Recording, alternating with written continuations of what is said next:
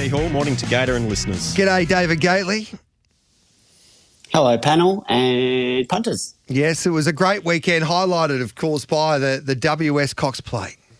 Treasure the moment around the turn. 200 metres to go. A length and a quarter in front. Via Sistina and Buckaroo wearing her down at the 100. Treasure the moment. Via Sistina and Buckaroo.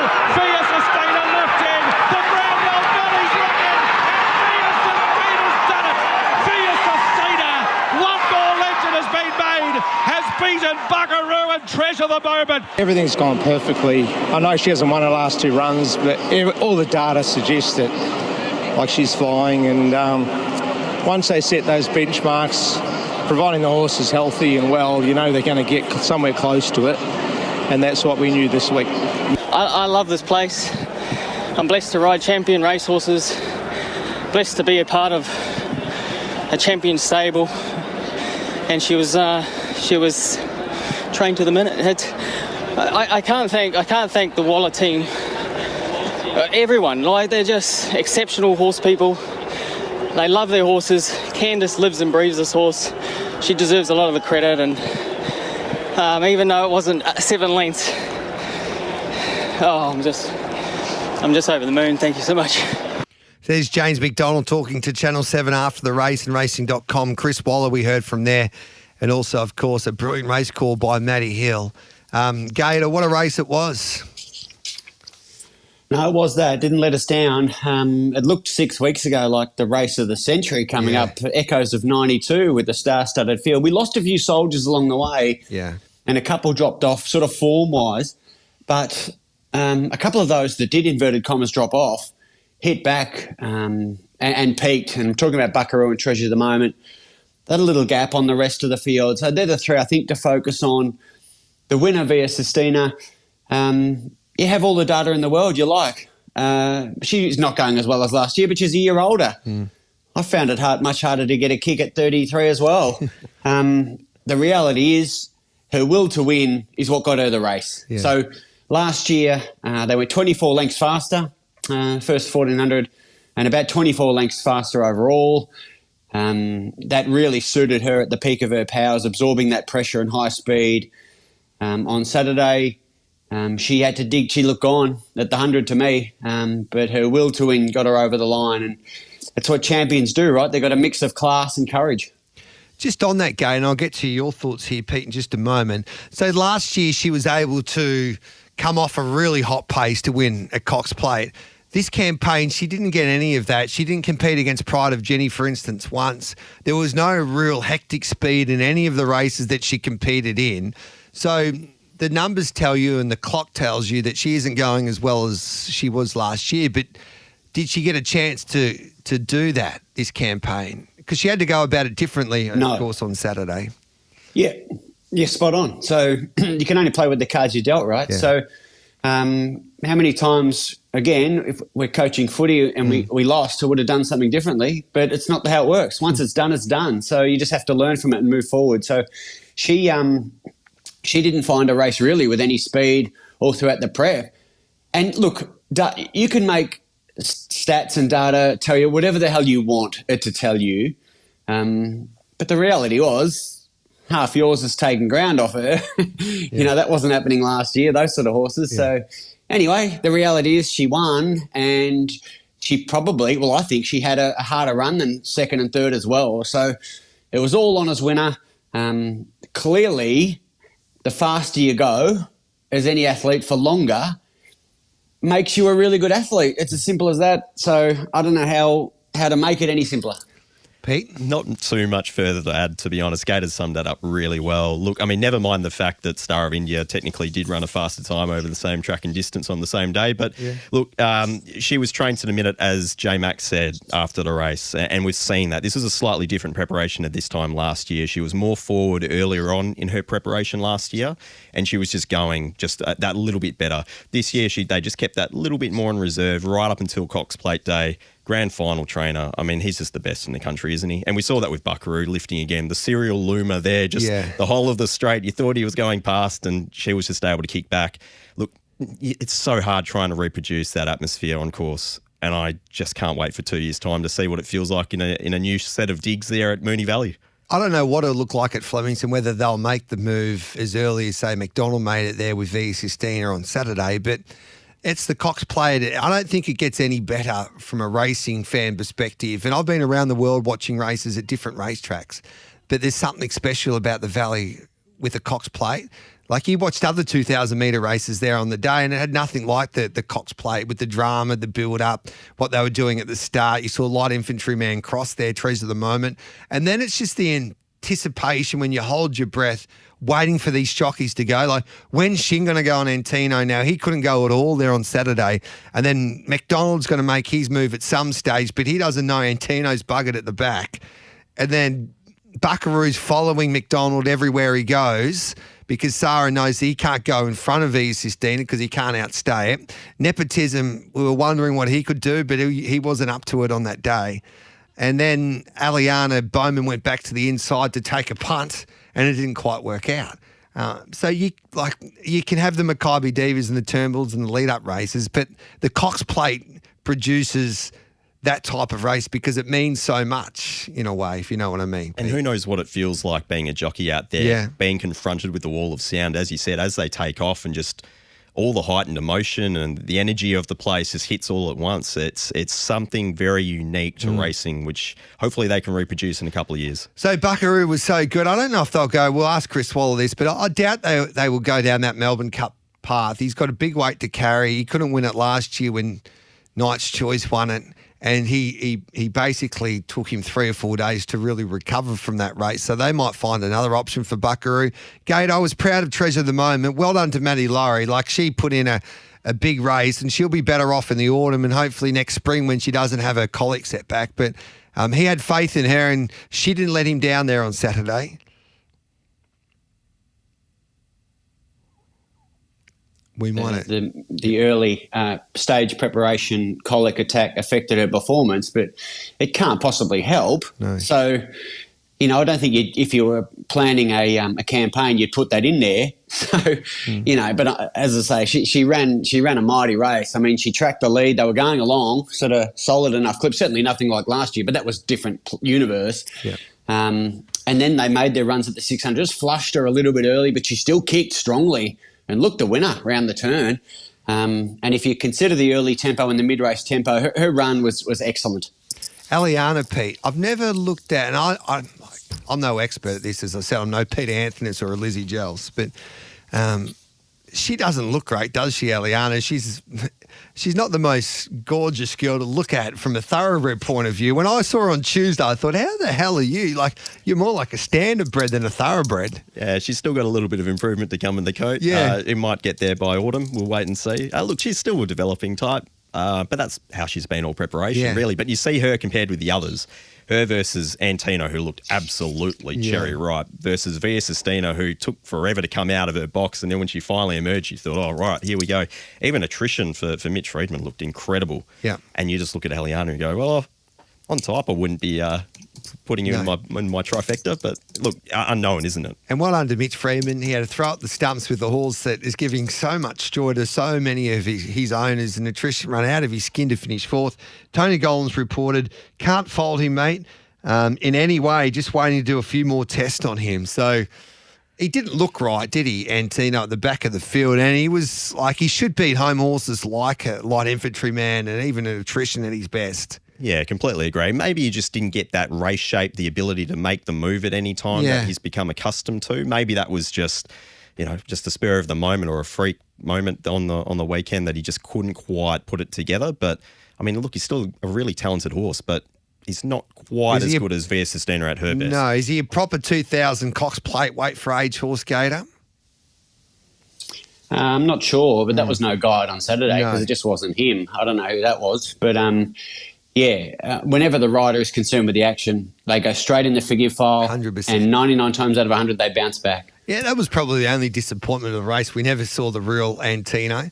But anyway, as they might have not have gone, and you made a great It was a great Pete Anthony's quote before the show. What did you say regarding Via Sistina compared to last year, this year? Well, I mean, she's arguably produced the best Cox Plate performance of the last 15 years and also the worst. So, you get that with a bit of tempo, and she's, 3 to 5 lengths off what she was doing in similar speeds last year, but she's still won, right? But in saying that, watching it live, and I watched both Cox Plates live, there was something special about Saturday, for instance, compared to last year. Like, the race was all over last year, but this year there's like you were holding your breath for a while. I think we're unsure of the tactics. We knew what was going to happen last year with Pride of Jenny in the race, and then Via Sistina and Buckaroo, and you thought, geez, Buckaroo's chasing Via Sistina, and you thought, well, I don't think Buckaroo's going to go past Via Sistina. So anyway, it never lets you down, the Cox Plate. Let's hope it's the same when we go to Flemington next year.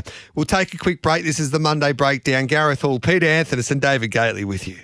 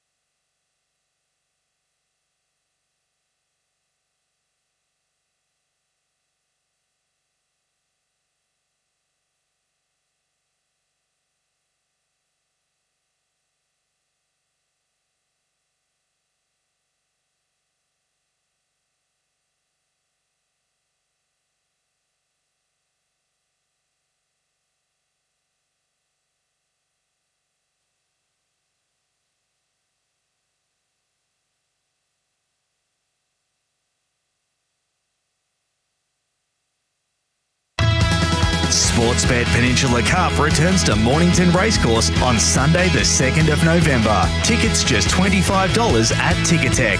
Live across Australia on SEN Track. Giddy up with Gareth Hall.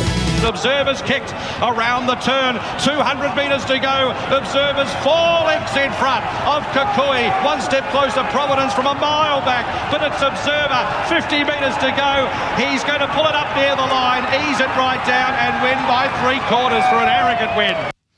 Observer far too strong in the Vars. He's the odds-on favourite now, the short price favourite with Bet365 for the Derby. He won easily, he only won by half a length, but it felt it was an easier victory than that. Obviously, he was eased up the last 100 metres or so, and Providence came at him late, but it was a dominant victory there by Observer. Yeah. It really was. And look, I guess you're looking at the horse, and that's just really a tick-over race for him in a sense. I still would have loved to have seen him in the Cox Plate just as a racing purist, I guess, more than anything. We saw him handle a very fast tempo race there in the Caulfield Guineas, and he didn't really get anything near that on Saturday, but he didn't have to either. So he's $2 now for the Victoria Derby. Yeah. I mean, you're looking at the rest of the field and you're just trying to work out. We've had all these different slow tempo races leading up to the Derby, and none of them have really shown us anything. No. So Maywar's at $11, Providence $6, Order Mistra at $11, Arabian Prince at $13. I was hoping to see maybe a slightly better performance by Federalist in the Spring Champion, but at the moment he's coming to Sydney, and we'll ask Wayne Hawkes about that with the Monday means test. But Gator, what do you make of Observer? Yeah, look, he certainly had an easy lead, didn't he? Yeah. If he was run at the same time, if they were run together, that race in the Cox Plate, and Light Infantryman would have been some 12 lengths in front of him halfway through. So he certainly got that, and even a slow mid-race tempo, and then just slipped away. Yeah. Put 5 on him in the blink of an eye and throttled right down. Easy to like the run of the runner-up. If you're tying the form in from the Miwa group that are all crossing the line together, we just didn't get any guide, really, because Options, unfortunately, didn't have any luck. So we just didn't get a guide, and that he would have been the horse to tie all the form together for us. I got a question without notice, Gator. If you could only have one 3-year-old from the Godolphin yard at the moment, Tyrus, Biowak, Observer, obviously Options. Tempted. You also had, there's Tempted involved there. Attica that won on the weekend. Have I missed any of them? I think that's all, really. Which one would you choose? It's a good crop, isn't it? Ignoring the whole stallion thing, because that's a whole different argument. On the racetrack, no.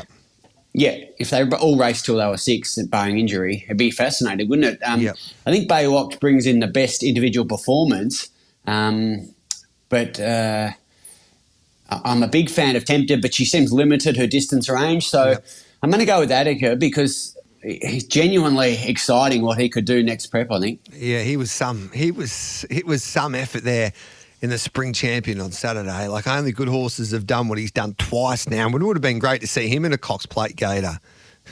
Attica. Yeah, I mean, I think easy to say, isn't it? He would have been competitive. I guess the thing is, I probably wanted to see Nepotism run a little better if I was going to come out and say that any 3-year-old would have been in that 3-way finish. Yeah. He was there till about the 1900 and then dropped away. He wasn't disgraceful. No. Like, he was beaten 5 lengths and change, but he didn't measure up. Yeah. This was, I reckon, the performance of the day outside of the Cox Play. It was in the Red Acre Stakes when Johnny O'Shea and Tom Charlton, son of Woodham Bassett, Napoleonic, did this. Napoleonic with a blistering turn of foot came around the corner and shot away at the 125. Napoleonic put up 3 or 4 lengths in front. This is some win, a wall chasing, but Napoleonic trotted in. Up for second, live. We'll just get that from Ornithology. Pete Anthonys. Oh, this is some character, this Napoleonic. Wowee. I saw him walking around the mounting yard, had a look at the barrier. I thought, I've got the J-Mac tax here. Do I have a bet?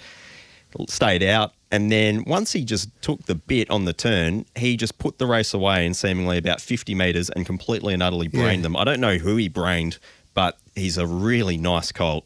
What'd the clock say? Well, I mean, look, he's done his job, but he's just like on this huge upward spiral at the moment. He does, no ceiling at all.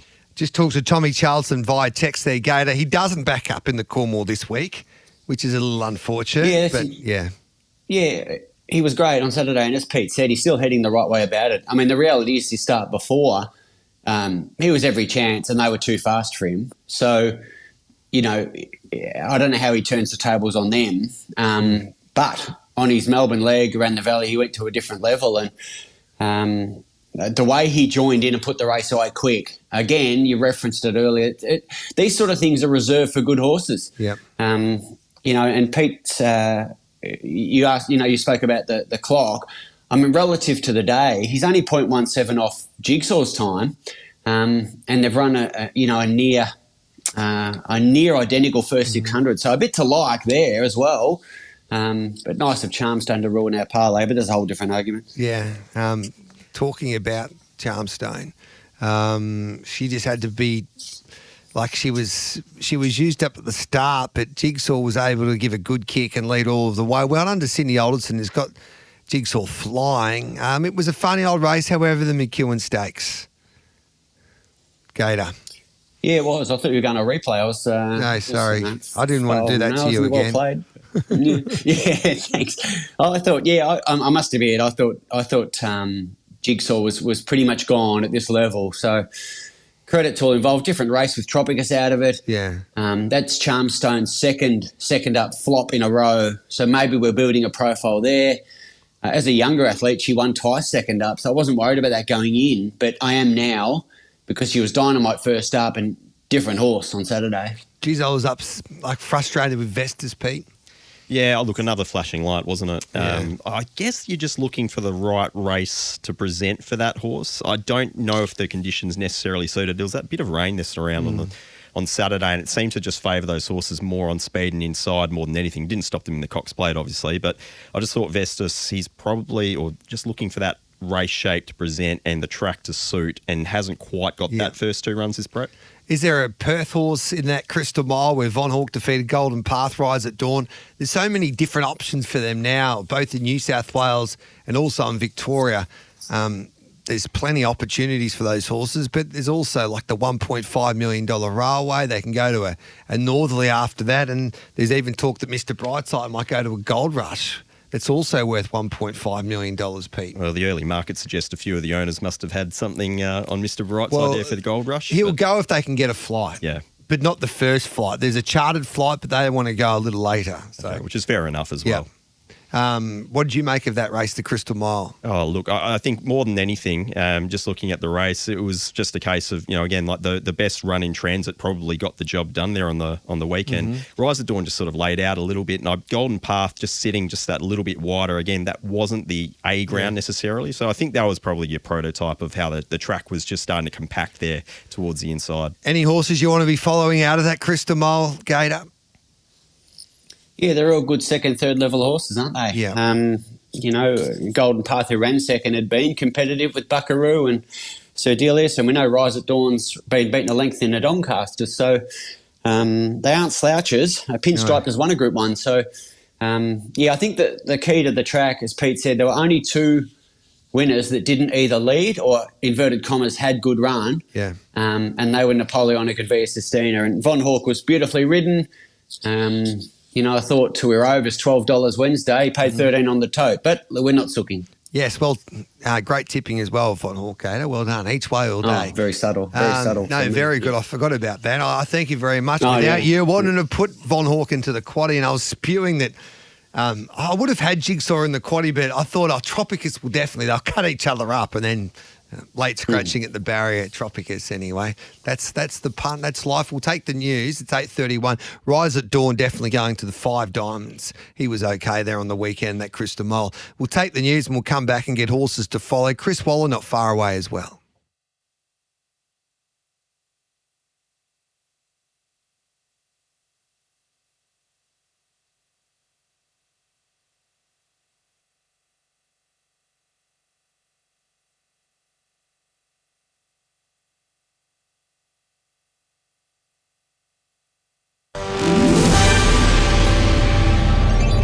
Powered by Signet, I'm Vanessa Gibson. Here's what's making SEN news this hour. Severe thunderstorms have hit Brisbane and Melbourne yesterday, blacking out tens of thousands of homes in both cities and bringing heavy rain and strong winds. 2 men in their 30s have been arrested over last week's massive heist at the Louvre. One was at the airport about to fly to Algeria. The Prime Minister has arrived in Malaysia for the ASEAN summit, saying he'll focus on security and trade.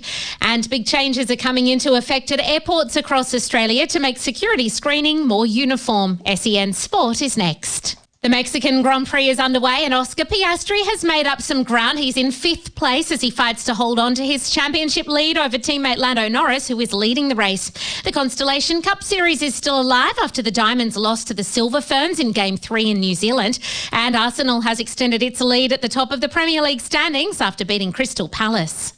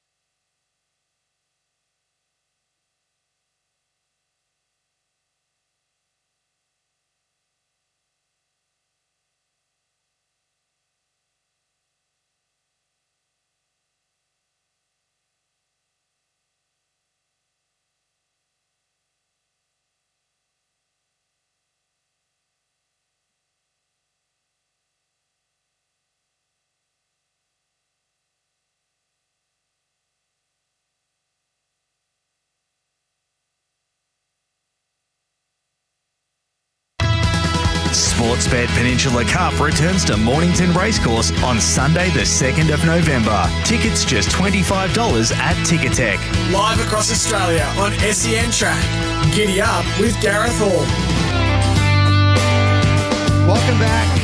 This is Giddy Up's Monday Breakdown. Gareth Hall, Peter Anthony and David Gately with you. Keep on sending in your text messages for the simply sensational performance of the week and tell us why. The best one will win a $100 Ribera's Port Melbourne restaurant voucher because it's simply sensational. Of course, the breakdown on a Monday brought to you by the Rising Sun Hotel in South Melbourne, backing winners with premium steaks, high quality service and the thrill of every race day. It is one hell of a pub, especially in the spring. The Rising Sun Hotel in South Melbourne. And well done to the 2 customers of Bet365 on the weekend with the 6-horse challenge. You needed Jigsaw, Observer, Via Sistina, Attica, Steffi Magnetica and Transatlantic. And there was 2 people that picked the 6 winners and they both won $50,000 with that. So I think the tough one there was Jigsaw, but after that, Observer, Via Sistina, Attica, Steffi Magnetica and Transatlantic, it was pretty easy. Gator, horses to follow from that Moonee Valley meeting?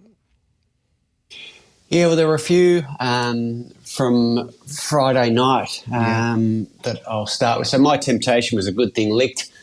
Fieldello was wide. I'm not sacking her yet. And Contagio had a poor recovery rate. So a few out of there.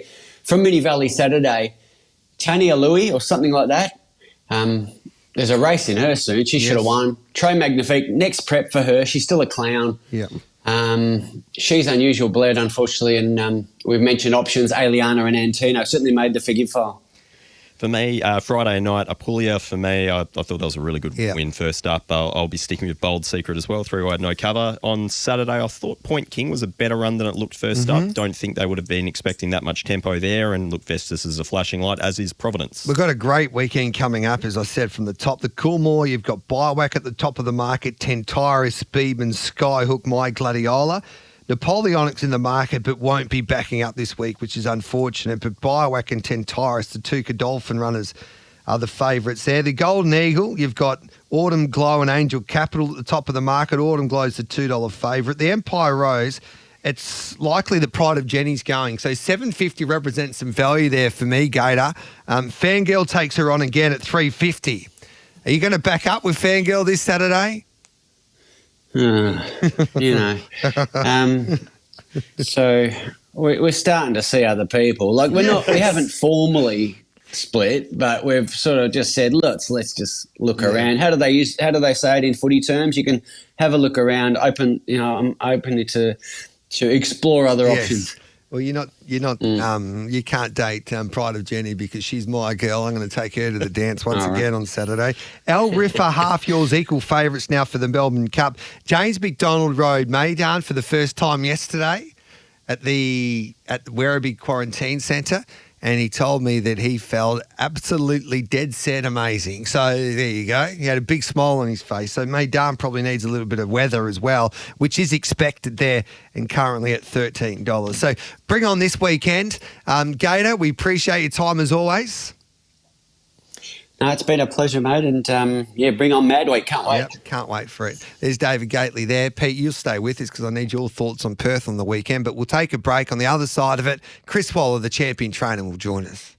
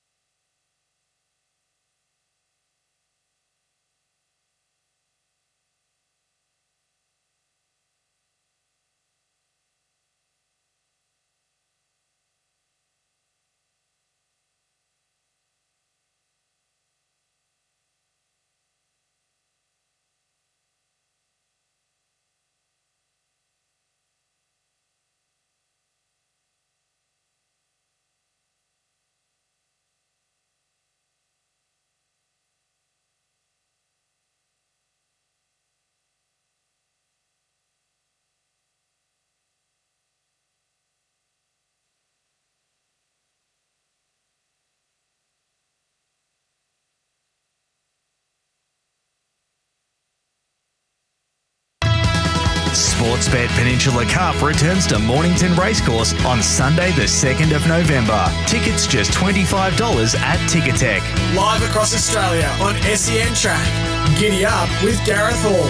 Treasure the moment around the turn. 200 metres to go. A length and a quarter in front. Via Sistina and Buckaroo wearing her down at the 100. Treasure the moment. Via Sistina and Buckaroo. Via Sistina lifting. The Brownwell Valley's rocking. And Via Sistina's done it. Via Sistina. What a race, what an atmosphere. Another special moment there at the Valley, and the champion trainer Chris Waller won another Cox Plate on Saturday, and he joins us now. Congratulations, Chris. It's a Monday morning, 8:43.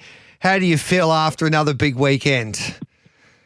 Absolutely on top of the world, Gareth. Yeah, it was. You don't sort of preempt celebrating or what's it going to be like if we win, and because there's so many disappointments in this game, and there's so many people work so hard and don't get the luck that we get with so many horses. But yeah, that's an awesome feeling when you see two stablemates. I thought Treasure of the Moment was the winner at probably the 250. And then ours started to make that ground up, and then they got to Treasure of the Moment with 200 or 150 to go, and then to see them fighting their finish out, it's a pretty surreal feeling when you've got two stablemates going through it. Yeah, throughout the spring you're under pressure because you're racing in all of the big races, but compare the pressure for a Cox Plate compared to other weeks. It's not much difference. Apart from, because it's just constant. It's so I got probably more nervous going into the Wink Stakes, the first Group 1 of the season, because you've got so many things ready to run, all the preparation sort of going to plan, and then you've got to go to the races and you say, right, it's track work's finished, trials are finished, it's race day now. I get very nervous prior to that first run, and then the season builds, and it's like footy. You're in finals weeks, and like it's just one week into the other. We had the Everest Caulfield Cup last week. Prior to that, there was other big races, and then next thing it's Cox Plate, and you're sort of preparing horses for. Well, Everest Day, I started the day in Melbourne. You're preparing. We went to Moonee Valley to gallop those three horses that ran in the Cox Plate.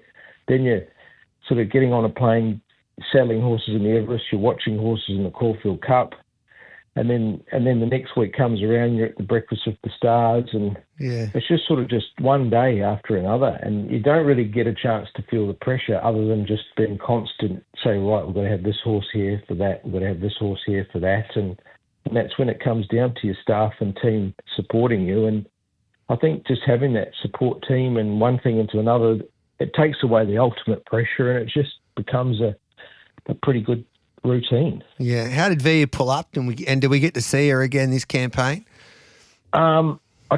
She's pulled up well. She went to the beach Sunday morning, and again this morning she's there as we speak. And she's pulled up well, and I'll go back to Melbourne later today and have a good look at her, and then make a decision from there, and have a chat to the owners as well. So we did it last year, and it was no problem, and I hadn't done it before that. So that gives you a little bit of confidence to know that if we need to, we can do it. And so I just having a good look at her the next couple of days will be the key. I can't wait to see Eliana get her coat back. she's back at the spelling part now. Everything's, as you said. Well, I'm about to say it's all about preparation for next year for her. You will see a really good horse when she fully matures and copes with it all. So she's there ready to go. We've just got to furnish her and have her dressed up for next year in the right coat. Yes, love Buckaroo. He's never far away. When do you make up that decision regarding a Melbourne Cup or probably a Champions Stakes? Because I know you point, that Melbourne Cup took out a lot out of him last year. He was very unlucky in the Cup last year, and it's tough when you don't have things go your way in a Melbourne Cup, because you only really get one chance a year. I watched a replay of last year's Melbourne Cup at 5 o'clock this morning. Yeah. And Aussie Care watched it last night. And we both spoke this morning to say, gee, he didn't get much like last year. And how was the horse? Aussie said. I said, well, he's pulled up fine. So he's off to get his scans today. Okay. And we'll just use the rest of the week to get comfortable with him, like running in the Melbourne Cup. I think there's a big chance that he could be there, but he has a lot of water to go under the bridge, and just consult the owners properly and make sure we're not going beyond what he can't do. Well, the only negative is he hasn't run over 2,400 this year. He's sort of had a Cox Plate prep, but knowing that he's been to the distance of 2 miles, it's like, that's a tick for me. That once they've raced over that trip, they've been to that pressure, they've been to that stage, and he's obviously very unlucky in the Caulfield Cup last year, 2,400. So it's sitting a lot more comfortable with us now. He's a good chance of getting there. Oh, that is sensational news. So Buckaroo, a good chance to the Melbourne Cup. All your horses been scanned now, apart from Buckaroo? They Star of India is the other one on the truck this morning to get scanned. His win on Saturday did nothing for him in terms of getting him up in the order. So he probably won't gain a start, but he's going to get his scans and see where we're at. But the others have all been done. How did Autumn Glow work this morning?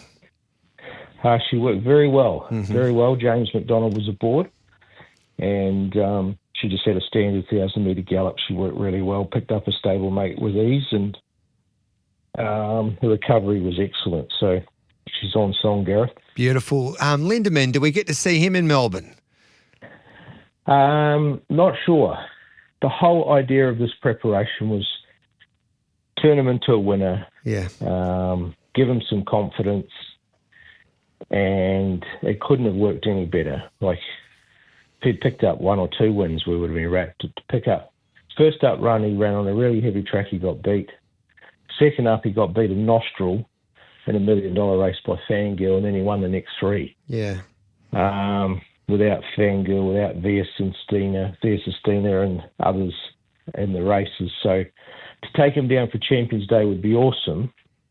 He'd run the race of his life, but we dare not want to ruin the work we've done and sacrifice running in races like the Cox Plate just for the sake of one more run. So Nash firmly believes he can measure up in the autumn as a confident horse and be competitive in your Chipping Nortons, Australian Cups and Randvets and things like that. So I don't think we will, but I guess it all depends where Via's going, if she's running, and where the Buckaroo runs, and because they'd be our 2 top seeds if they weren't there. One was running in the Melbourne Cup and the other one Spell. Well, then he might be going down. But as it sits today, I think we've achieved what we wanted to achieve. Angel Capital Saturday in the Golden Eagle? Highly unlikely. Okay. Probably go to the CF4. Yep. Like the prize money's massive, but so is winning a Group 1 race. The only negative about the CF4, it's so deep into the spring. Yes. Like, they should really be spelling in. So I was just sort of only just getting comfortable with that idea, because I think he's a proper sprinter, like a speed horse in a new market. That's the race I really want to win with him, and that would be his defining moment as a stallion. So I just got to get comfortable with how we can get him from the CF4 in another 2.5 weeks and back for a new market without doing the impossible. I've got about a minute before I have to take a break, but we'll catch up with you tomorrow at track work at Flemington if that's okay. But so Providence will go to a derby? Yes. Yeah, yep. Most likely, him, and we'll have Savvy Sand who ran a place at Geelong. Yeah, and can't wait to see Biwak down the straight. He had to jump out the other day and he was fine. We just did a nice, easy workout, and he's just gone from strength to strength with his confidence, and mentally he's a racehorse. So, it's going to be an exciting race. It looks to be a good one. Another big grand final day, and Seawaller at his best with his horses. An unbelievable record when it matters most. So congratulations again. And a big thanks to your team because we were able to get a selfie with Via Sistina there on Saturday. Candice is a bloody legend, Chris. We'll have to take her out for dinner, and the team, Zeb and the team, to look after Via Sistina. So much appreciated. Even the little tags, they got one as well. So thank you very much. No, it's a great privilege to be part of racing. Good on you, Chris. Catch up with you tomorrow at Flemington. There's the champion trainer, Chris Waller. 8:53. We'll take a break and we'll wrap up the breakdown on this Monday morning.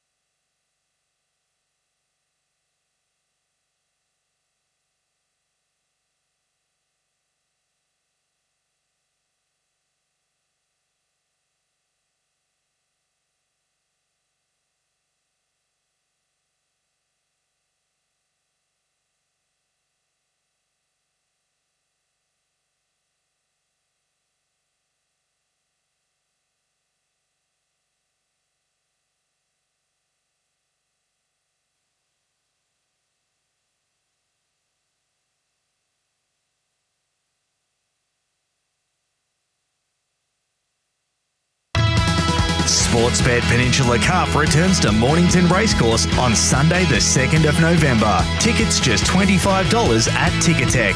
Live across Australia on SEN Track. Giddy up with Gareth Hall.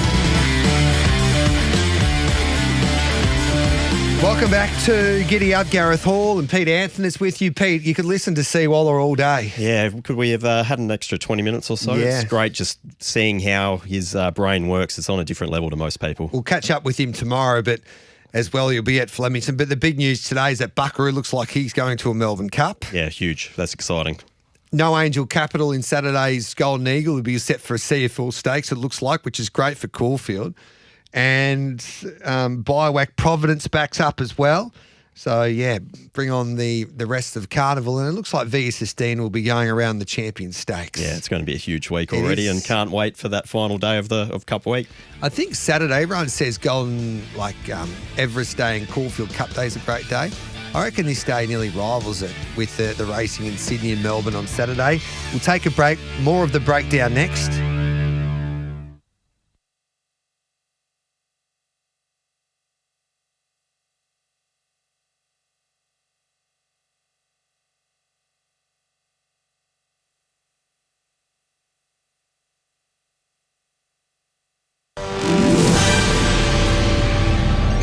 Powered by Signet. Good morning, I'm Vanessa Gibson with SEN News. Parts of Queensland and Victoria have been hit by severe thunderstorms which brought heavy rain and strong wind.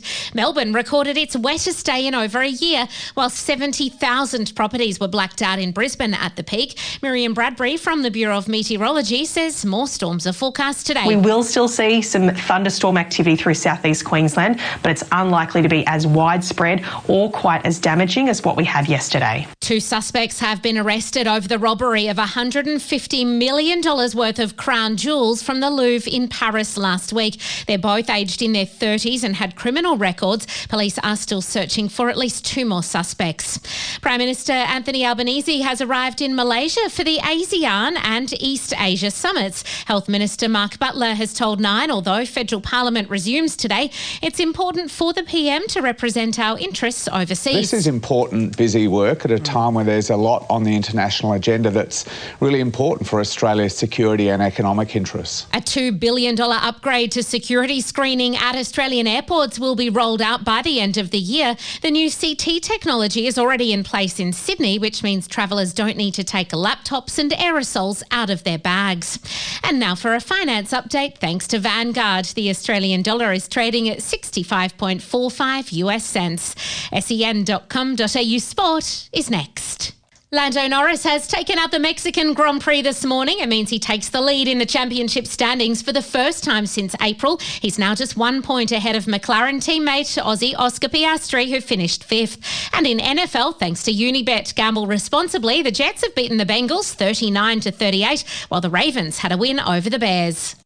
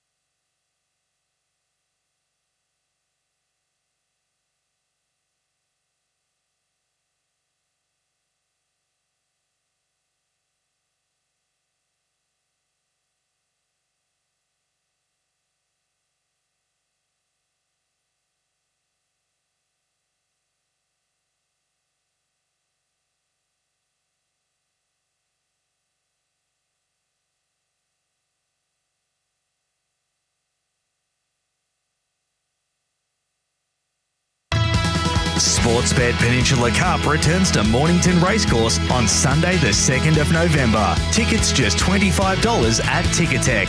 Live across Australia on SEN Track. Giddy up with Gareth Hall. Welcome back to Giddy Up. Great to have your company on this Monday morning, wherever you may be listening on your local SEN Track and RSN dials. Also, we're streaming live every day on the SEN app, our Facebook page and YouTube channel.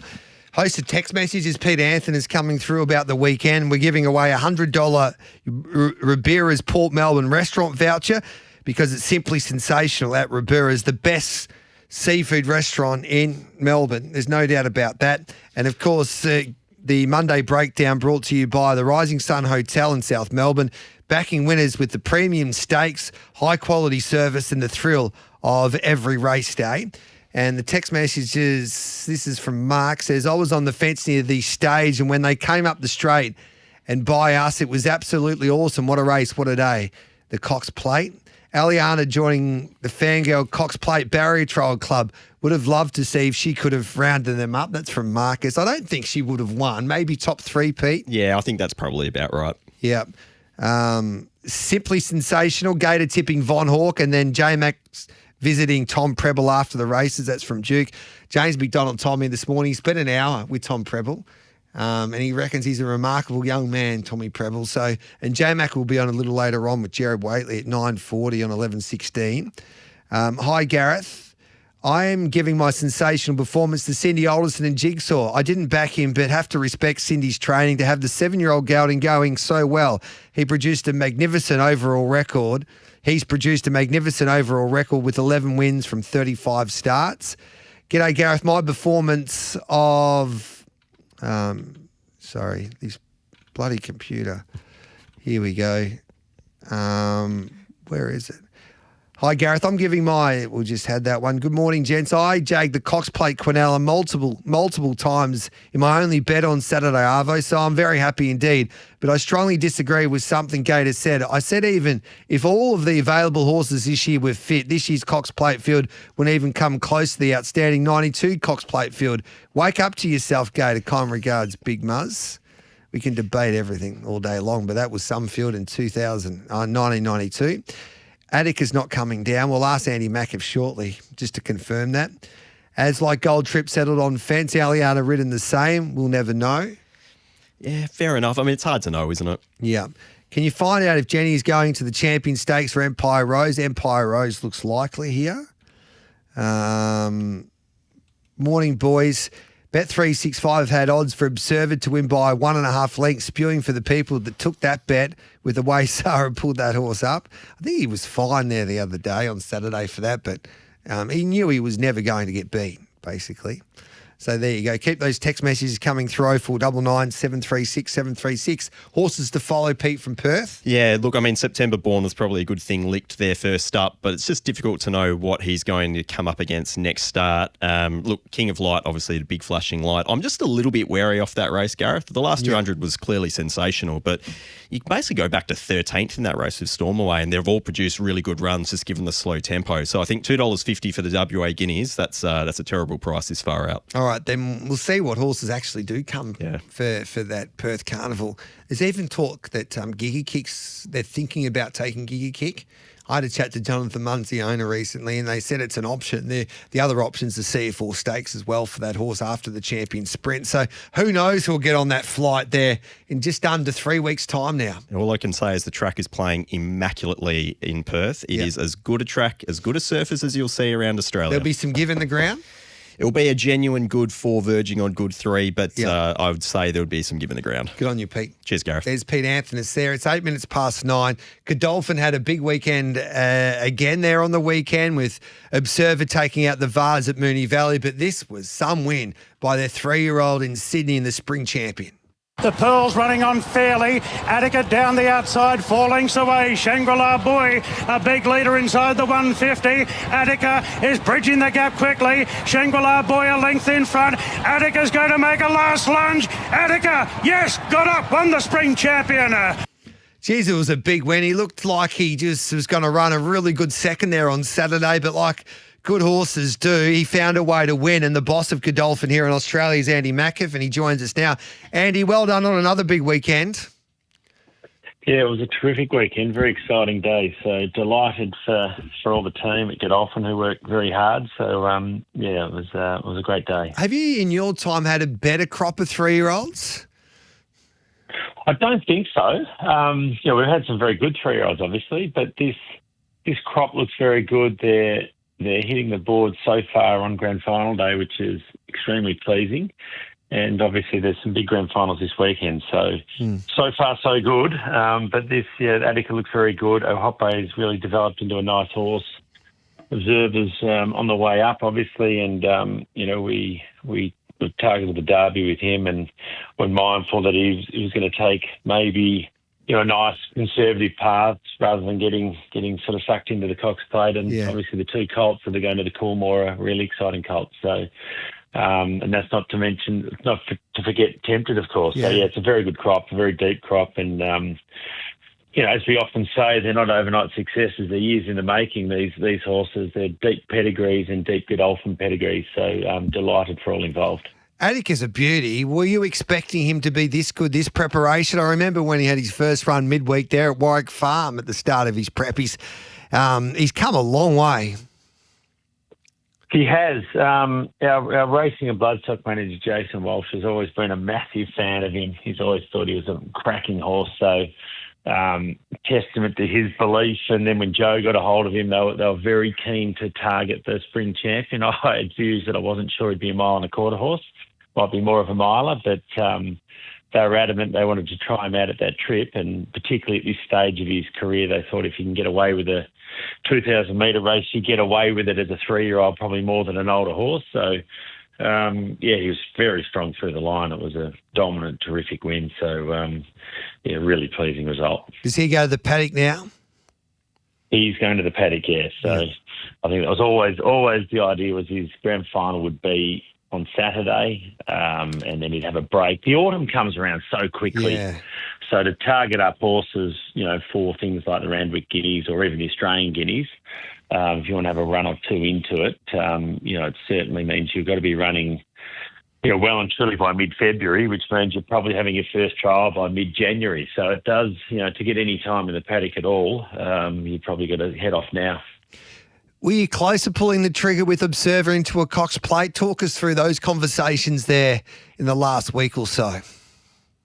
No, not really. The stable, Kieran and the team were quite keen to talk about it, which is fine. They obviously know the horse well.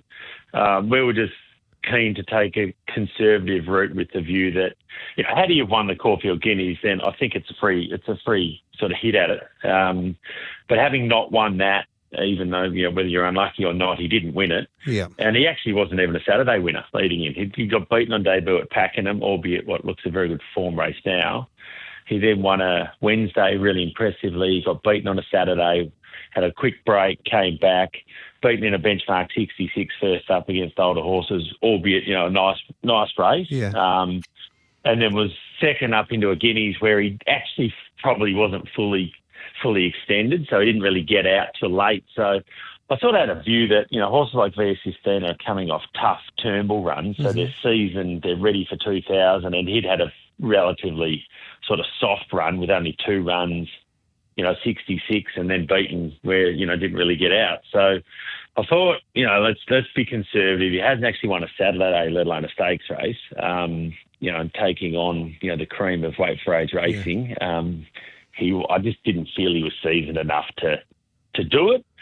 And obviously, our target was the Derby, so a nice traditional route through. And now, we know where we sit with, he was impressive on the weekend, and we go to the Derby with a lot of confidence. And being by Gareth, you'd imagine the Derby trip shouldn't be a problem, especially with his class?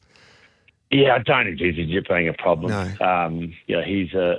Gareth was an extremely dominant stayer, a world champion stayer from 2000 to 2400. And this horse is a very similar looking horse to his father. He's got the same attributes, looks very similar. His father was a leader. We'd love this horse to probably take a bit more of a sit, but, he seems to just jump really well and control it from the front if he wants to. So if he leads, he leads. I envisage him being a strong 1.5 mile horse. And hopefully, we brought this stallion out with the view that we could be competitive in Derbies and Oaks going forward. And hopefully this is the first step. He didn't come this year, the stallion, unfortunately. He got very popular in Ireland and covered 190 mares. So they were keen for him to just have a year off. He'd shuttled, obviously, a few seasons in a row, and it's quite arduous going back and forth. So the Ireland business were keen for him to just do the one season. So we're very hopeful he'll return next year. And he's obviously got some nice fillies as well. He's had 2 stakes-winning fillies. One of them won that race in Adelaide a few weeks ago, which is a good lead up to these sort of staying races. And obviously Yum, the one with Don McArdle. So he's made a good start, the stallion, and hopefully he gets a Derby winner on Saturday. And Options is another big chance in the Derby. He was unlucky there on Saturday. Gator mentioned that as well in the breakdown earlier on in the show this morning. Andy, so does he push on? He will push us on. Yep. The McAvoy team are really pleased with him. He is a horse that when he gets to the outside, he can really finish off hard. And just the track on the weekend, I sort of thought if we can sort of take runs between horses, it seems to be where a few of the winners have come, Von Hawk and whatever. So why don't we roll the dice and see if we can get through them rather than around them? Yeah. To loop them might be hard if the speed's only been moderate, and the speed was only moderate, so they took their chances to try and get through them, and the runs didn't sort of come. So he had a nice little lead up to the Derby, so he'll get there on Saturday in pretty good form. His Flemington form's good, so I suspect he'll run pretty well. So hoping that he can run well for the boys, so that'll be good. Biowac takes on Tentaris. They're both equal favourites now with Bet365 for the Coolmore. If Sheikh Mohammed rang you up and said, I want to have a bet on the weekend, Andy, which one would I be going for? Which horse would you tell him? So he probably doesn't need to have a bet. Because, he might have some fun. If either of them win, it's a pretty good day for us anyway. I think they're both really impressive colts. Yeah. I mean, Tentaris may well have run favourite in the Slipper. His lead up in the Todman was outstanding. So he had that little issue after the Todman, so he didn't get his chance, which was a shame. So he gets his opportunity this week, which is really good for him. He's a very good colt. He just missed in the Blue Diamond, didn't get his chance in the Slipper, and now he heads to the Coolmore in what's been a really well thought out, targeted program and preparation by the Freedman team. So I think he's going to run really well. He's got straight track experience. So, really excited about what he can do on the weekend. And the other colts, well, I think it's funny how if they don't run for a few weeks, you half forget about them. Yeah. But you go back to the Golden Rose, and that was a dominant performance. And his trainer is unbelievable at getting horses ready for this race. Yeah. So numerous times we've had horses run in the race and walked away as well as won the race. So this year we team up with him. So pretty excited about that. So I don't know who is a better chance, but I think they're both going to run really well, and really excited for Saturday. And did we see Tempted in a champion sprint at the end of the carnival? No, she has also gone to the paddock. Okay. So she went to the paddock on Saturday she went up to Kelvinside to spell, so she's gone up to the farm to have a break.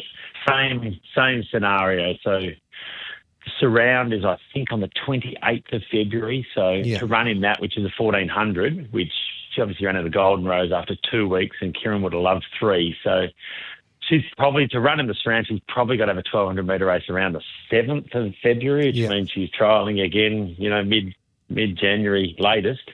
Or if you wanted to do a Coolangatta with her and run in something like the Lightning, then that's mid-Feb. So to give her any real time in the paddock, and she had a pretty tough 2-year-old campaign, like a great 2-year-old campaign, but she had plenty of racing, ran in the Diamond, ran in the Slipper, and then ran in the Group 2 after that, after the Slipper, and won that, and then had 3 massive runs culminating in a really tough Everest, which, against older horses. So she's done a really great job. And interestingly, Kieran was quite keen to. He said she came through fine, but he was quite keen to give her a break.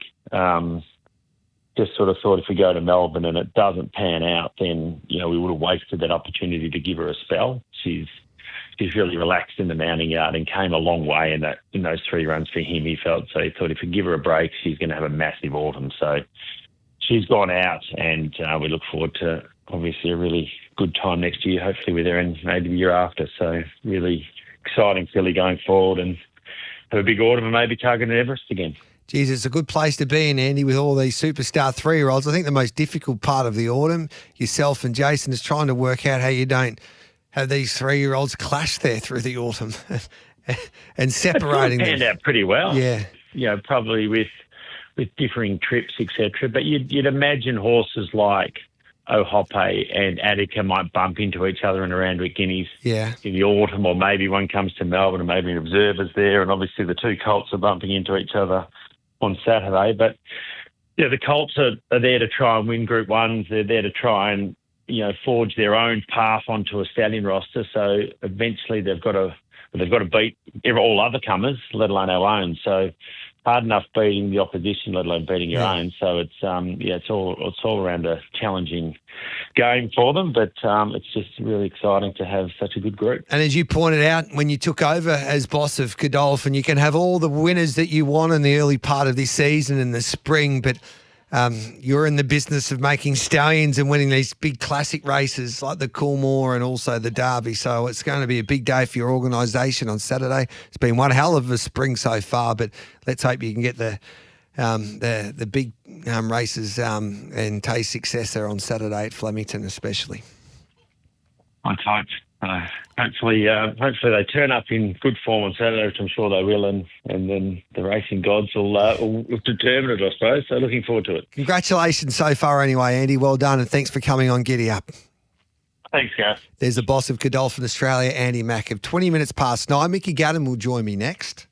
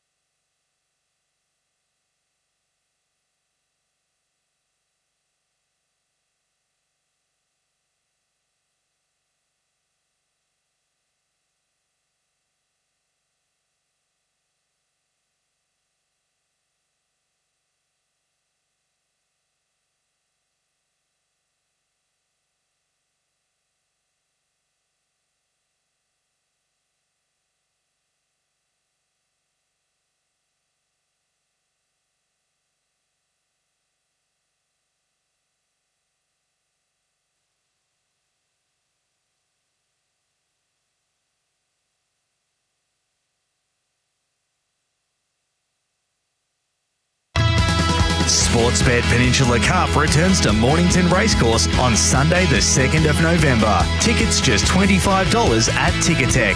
Live across Australia on SEN Track. Giddy up with Gareth Hall.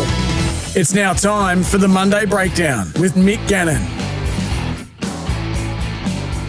Hello to you, Mickey G. G'day, G. How was the weekend? It was a great weekend. You're at Moonee Valley. What did you make of it, mate? Unbelievable. It was just an honour to be there, to be honest. Really good day of racing and really, really enjoyable. It's great to see VS16 get the job done, and what a finish it was. There wasn't too many close finishes over the 2 days of racing there, but that certainly was one, and it was electric. The crowd was good, and even Darryl was good as well, G. Yeah, I love Darryl. There's some say that he's no good for he's had his time, but there's something special about horses anyway before a Cox Plate if you're at Moonee Valley. I know your mate and our mate, not your mate, our mate, Mitchy Beer's a little critical, but he's got to get there. He would love it if he was there. Beer is just getting old, G, so he's just yelling at clouds these days. I wouldn't worry about that, but no, it was good. It was good. What about some racing there on Sydney? First of all, what was your highlight there at the Valley on Saturday? Was it the Cox Plate? Yeah, it was the Cox Plate for sure. It's just the build-up was fantastic, and you know, when the sparks sort of started to fly at the 800, the 1,000 to the 800 metres, it's just everything. It was, you know, we anticipated it to be. So, yeah, most definitely was the highlight, G. Actually, in saying that, the win at Napoleonic was pretty impressive. Yeah, unbelievable. It's a proper horse, Napoleonic. I think it goes to the paddock now. It's not backing up this week anyway. What about the Spring Champion Stakes? Attica's a star, isn't he? Like, he defeated Shangri-La, the boy, who was brave in defeat, but they don't do what Attica is doing unless they're well above average. No, you're spot on, G. That was some sort of run because you have a look at the race. Shangri-La Boy, the Pearls, Tambalola, they finished second, third and fourth, and Attica's clearly the run of the day. Probably the most impressive run of the weekend, to be frank. They ran a fast tempo, although the track, you could have been forgiven for thinking it was very much on-pace bias, but they just didn't go overly quick across those sort of first few races, which sort of gave it that sort of feel. But back to Attica, really, really impressive. If Attica went to a derby, like, I know they're not going to go that way, G, but it wouldn't shock at all to see Attica defeat an observer down there. Yeah, Attica's in the paddock. Will be set for maybe a round with guineas or something in the spring. I mean, the autumn, I should say. But, I can't wait to see what he can do back in the autumn. So he was great. Shangri-La Boy was brave as well. Steffi Magnetica, well under Dean Watling. He wanted Bjorn Baker on, and B. Baker said, we'll have $100 straight on her. She was heavily supported as well. She was backed off the map to defeat Gerringong and Gangster Granny. She was exceptional, G. Made up really, really good ground. And, you have a look again, Gerringong, Gangster Granny, Manal, all there on speed. Even Bahunia was there. So she was another huge run of the day, and her class really, shone here. She's a good horse. I don't know what they do with her next, but I'm sure surely they have a target in sight, a big target in sight. She's only second up there on Saturday, but she's back near her best. Yeah. I don't know what they do with her, G. Any ideas? Have you heard anything at the mile that she's... No, we'll see. We'll see if we can get on to B. Baker and ask what they do with Steady. But what race would you go? Would you back her up and go to an Empire Rose next week? And that's going to be a great race because you got Fangirl taking on Pride of Jenny. The more I look at that race, Pride of Jenny's great value at $7.50. There doesn't look to be too many horses that can burn with her in the early part, which is the setup that she needs. So I reckon they'll go Empire Rose instead of the Champions Mile with Jenny. Fangirl is backing up. Or she'll be there on Saturday as well. And as Chris Waller's pointed out, that she's been her kryptonite in a way, Pride of Jenny, but he did say she did beat him or beat her home the other day there in the King Charles. So, I'd be going to the Empire Rose for sure. We saw Steffi Magnetica on a 7-day backup go to a Queen of the Turf and run Fangirl to just under a length, and I think she's going better, Steffi Magnetica, this time, and I don't think Fangirl's going as well. So it would be a no-brainer whether or not the horse is pulled up well enough to do so, and there's a whole lot to unfold there, travel, etc. And it may not even have been on their radar, but I can't even see her in markets at the moment, so it'd be interesting to see. Then Transatlantic, it was a tough Saturday afternoon for Tony Golan with his Starantino not showing up there in a Cox Plate. But Transatlantic's on track for 5 diamonds. He's had a wonderful campaign. Yeah, it certainly is. Good win, dominant win, on speed. They went slow though. Gee whiz. Very, very slow. So it's a real lack of intent from a few there that let them get away with a bit. But the Inflictor sort of stuck on well, and Shadazi, Le Vampire thereabouts. Cafe Millennium, great run, too far off them. General Salute, just some speed in the race. Like if you ask me which horse I'll take out of that race, General Salute or Transatlantic, it's clearly General Salute. Yeah. And Cap just too far off and too slow again. Mikhail, similar sort of setup, and then you could forgive pretty much any of those horses that settle beyond midfield there. So that adds significant merit to a General Salute, which is probably the only horse out of the day that I'm super confident to follow. And that's about it, G. Yeah. Lindemann was superb. Chris Waller telling us it's probably unlikely that we get to see him in Melbourne for a Champion Stakes because he'll have to run into a Via Sistina, but he wins another one. He's just what's his prize money now, Lindemann? So he's $4 million, won, G. Yeah, just over $4 million. So he's been beautifully placed.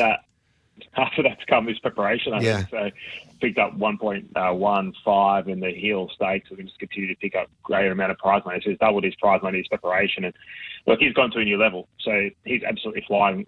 If he wasn't trained by Chris Waller, there's absolutely no doubt that they'll send him down there. Yeah. But because Waller has so many good horses there, no need to do so. And I think it's really interesting to hear Chris and the way he thinks, and even you could probably give some credit to Nasha Willer for this as well, the suggestion that the horse has now got some confidence up and winning, and probably comes back as one of their top liners in the autumn. Because if he goes to a new level, he's right there as a Group 1 weight for age star, and he will have to probably improve a length, but he can now. He's up and about, and they went good time. They ran good time, G. There's a lot of merit in that win.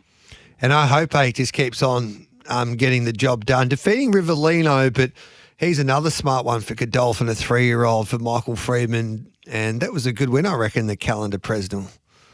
Yeah, plenty of merit in that win as well, G. It went even time in the race.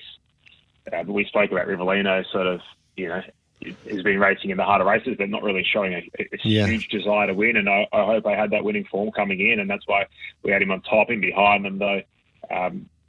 Some of those horses might improve to be better horses. I think a horse like, for mine, speaking to Peter Antonis, we had a look at this horse at Sandown. His thoughts were that would be a much better horse in the autumn, just had a bit of furnishing to do. So if you're looking for, that sort of level, a horse that might jump out of the ground, Fermoy might fit that profile. And one of the stories of the day was Thrill Hunter for Terry Croft. Unbelievable story. So the country galloper defeating Pearl of Dubai and defenceman, of course, a high-priced galloper there for Coolmore and Chris Waller. Yeah, absolutely. It's really, really good to see for Terry. Really, really good stuff. And it's a nice little win, that's for sure. And that'll keep Uncle Wayne happy. Another Old Lake Kirk getting the job done there. But Terry Croft at Hawkesbury getting the job done. And some Hawkesbury trainers, I think they had half of the field there go around in that first. So that was good to see. I'm not sure if they have prawns and oysters there at Hawkesbury, mate. No. But this morning, but who knows? I'm sure Terry will be shouting breakfast. What are we doing now, mate, from a horses to follow perspective there from Sydney on the weekend? Oh, look, it's hard to trust many of these horses that didn't get the job done. Like, there were some really clear standout performances, wasn't there, on the day? So, like, Oakfield Jupiter in the midway was really, really good. So we can follow that horse. Modest Scarfo, for sure, you could follow it. Point and Shoot, please. Like, it's going for a spell now. Just needs to jump. If that horse can jump, can be competitive. Grand Eagle just needs, coming out of the Brian Crowley, just needs a fast run race. So it's just hard, and it just comes down to the issues with a lot of those horses, like NCAP being another one. If you don't get the right setup and you're a back marker, you're completely cast. Lindemann, we can follow him. I hope we could follow him for sure. Fermoy in an autumn preparation, potentially. Attica, G, well done. Full credit to you. The Pearls, I wonder if they go down there for the Pearls for an Oaks, can be competitive in an Oaks. Stepping the Magnetica wherever she goes for sure. And General Salute, probably the only one that I could stamp with a lot of confidence to say that when we go to a 5 diamonds with this horse, there will be more speed and can win the race. So it looks like Steffi's going to go the Champions Mile, basically. Absolutely love that. That'll do us. All right, we're getting. Yeah, Champions Mile at the moment, it has changed considerably from the weekend. $8 or $9. Yeah. She was a big win. The money came for her like she was going to be mighty hard to beat. I don't know if it was from DeanWatling.com, all his followers these days, but it was. That'd be pretty big, but I go. reckon you get more money out of the Baker yard. Yes, yes. So what's we've got the Champions Mile. Mr. Brightside $3, Charwood $4, Fangirl $8, Antino $9, Lake Forest $9, Steffi Magnetic at $9, A Pride of Jenny at $10. So Brightside's definitely the horse to beat. Steffi's at $9 there for the Champions Mile. That's the right price to have just a very small play, Steffi. Maybe on like a 1x4 basis. Do we know what they're doing with Charwolf? Is he definitely going down? Don't know. We'll find that as well. I think he is, but we'll have to get that confirmed. And a Fangirl may not necessarily be going there either. So yes, Antino's unlikely. They're going to wait till the end of the week anyway. So you know what, Jay? I think the family, the Giddy Up family, can have a little bit of a 1x4 play on Steffi Magnetica there in the Champions Mile. Like the way you're thinking, brother. Like the way you're thinking. Anyway, you keep on dominating. We'll catch up with you during the week, mate. Big week ahead. Can't wait, G. Thank you. Time for the news. It's 9:36.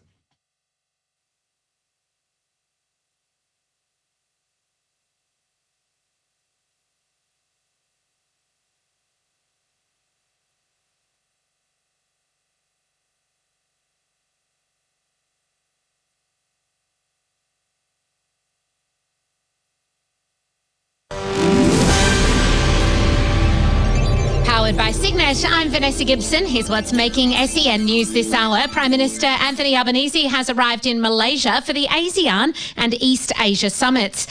Severe thunderstorms have lashed Brisbane and Melbourne, bringing heavy rain and strong winds, while tens of thousands of properties in both cities lost power. 2 men have been arrested in France over last week's daylight heist at the Louvre. And there's calls for labelling to be made clearer, with a new survey finding many consumers want to buy Australian-made products but find it hard to identify local goods. sen.com.au Sport is next. Lando Norris is the new championship leader in the Formula One standings after taking out the Mexican Grand Prix this morning from pole. He now leads McLaren teammate Oscar Piastri by just 1 point overall. Piastri dropped to 9th at 1 point in the race but fought his way back to finish 5th. Charles Leclerc finished 2nd while Max Verstappen was 3rd. 4 races remain.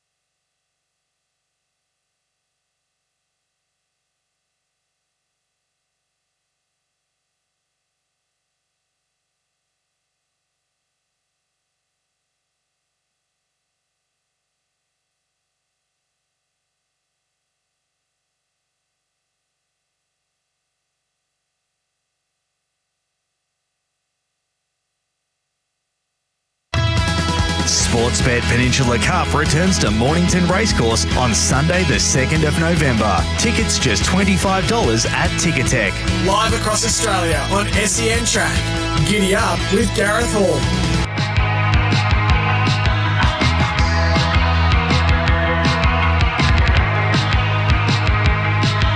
Welcome back to Giddy Up, 9:39. Of course, the Monday Breakdown was brought to you by the Rising Sun Hotel. The Rising Sun Hotel in South Melbourne, premium stakes, racing thrills and winning service. They have a brilliant night next Monday night, the Rising Sun Hotel in South Melbourne on Melbourne Cup Eve. I'll be there, Miles will be there. I think there's be some good guests there as well. They do a traditional Melbourne Cup Eve event and it's always a lot of fun. Now, some text messages coming through. G'day, Gareth. My performance of the week was Ben Allen's ride on Salty Pearl. The Valley Grandstand erupted when Ben found the gap in the home straight. Gave me goosebumps. Regards, Jamie from Acadia South. It was heavily supported and it was a special there from B. Allen. Morning, gents. Oh, we've read that one out. Performance of the week, Carleen Heffel riding the quaddie at Ballarat Friday, paying $2,400 into Logan Bates riding a double Saturday at 2 tracks. Yarra Valley into Moonee Valley. That's a daily double, all right. Good on you, Michael.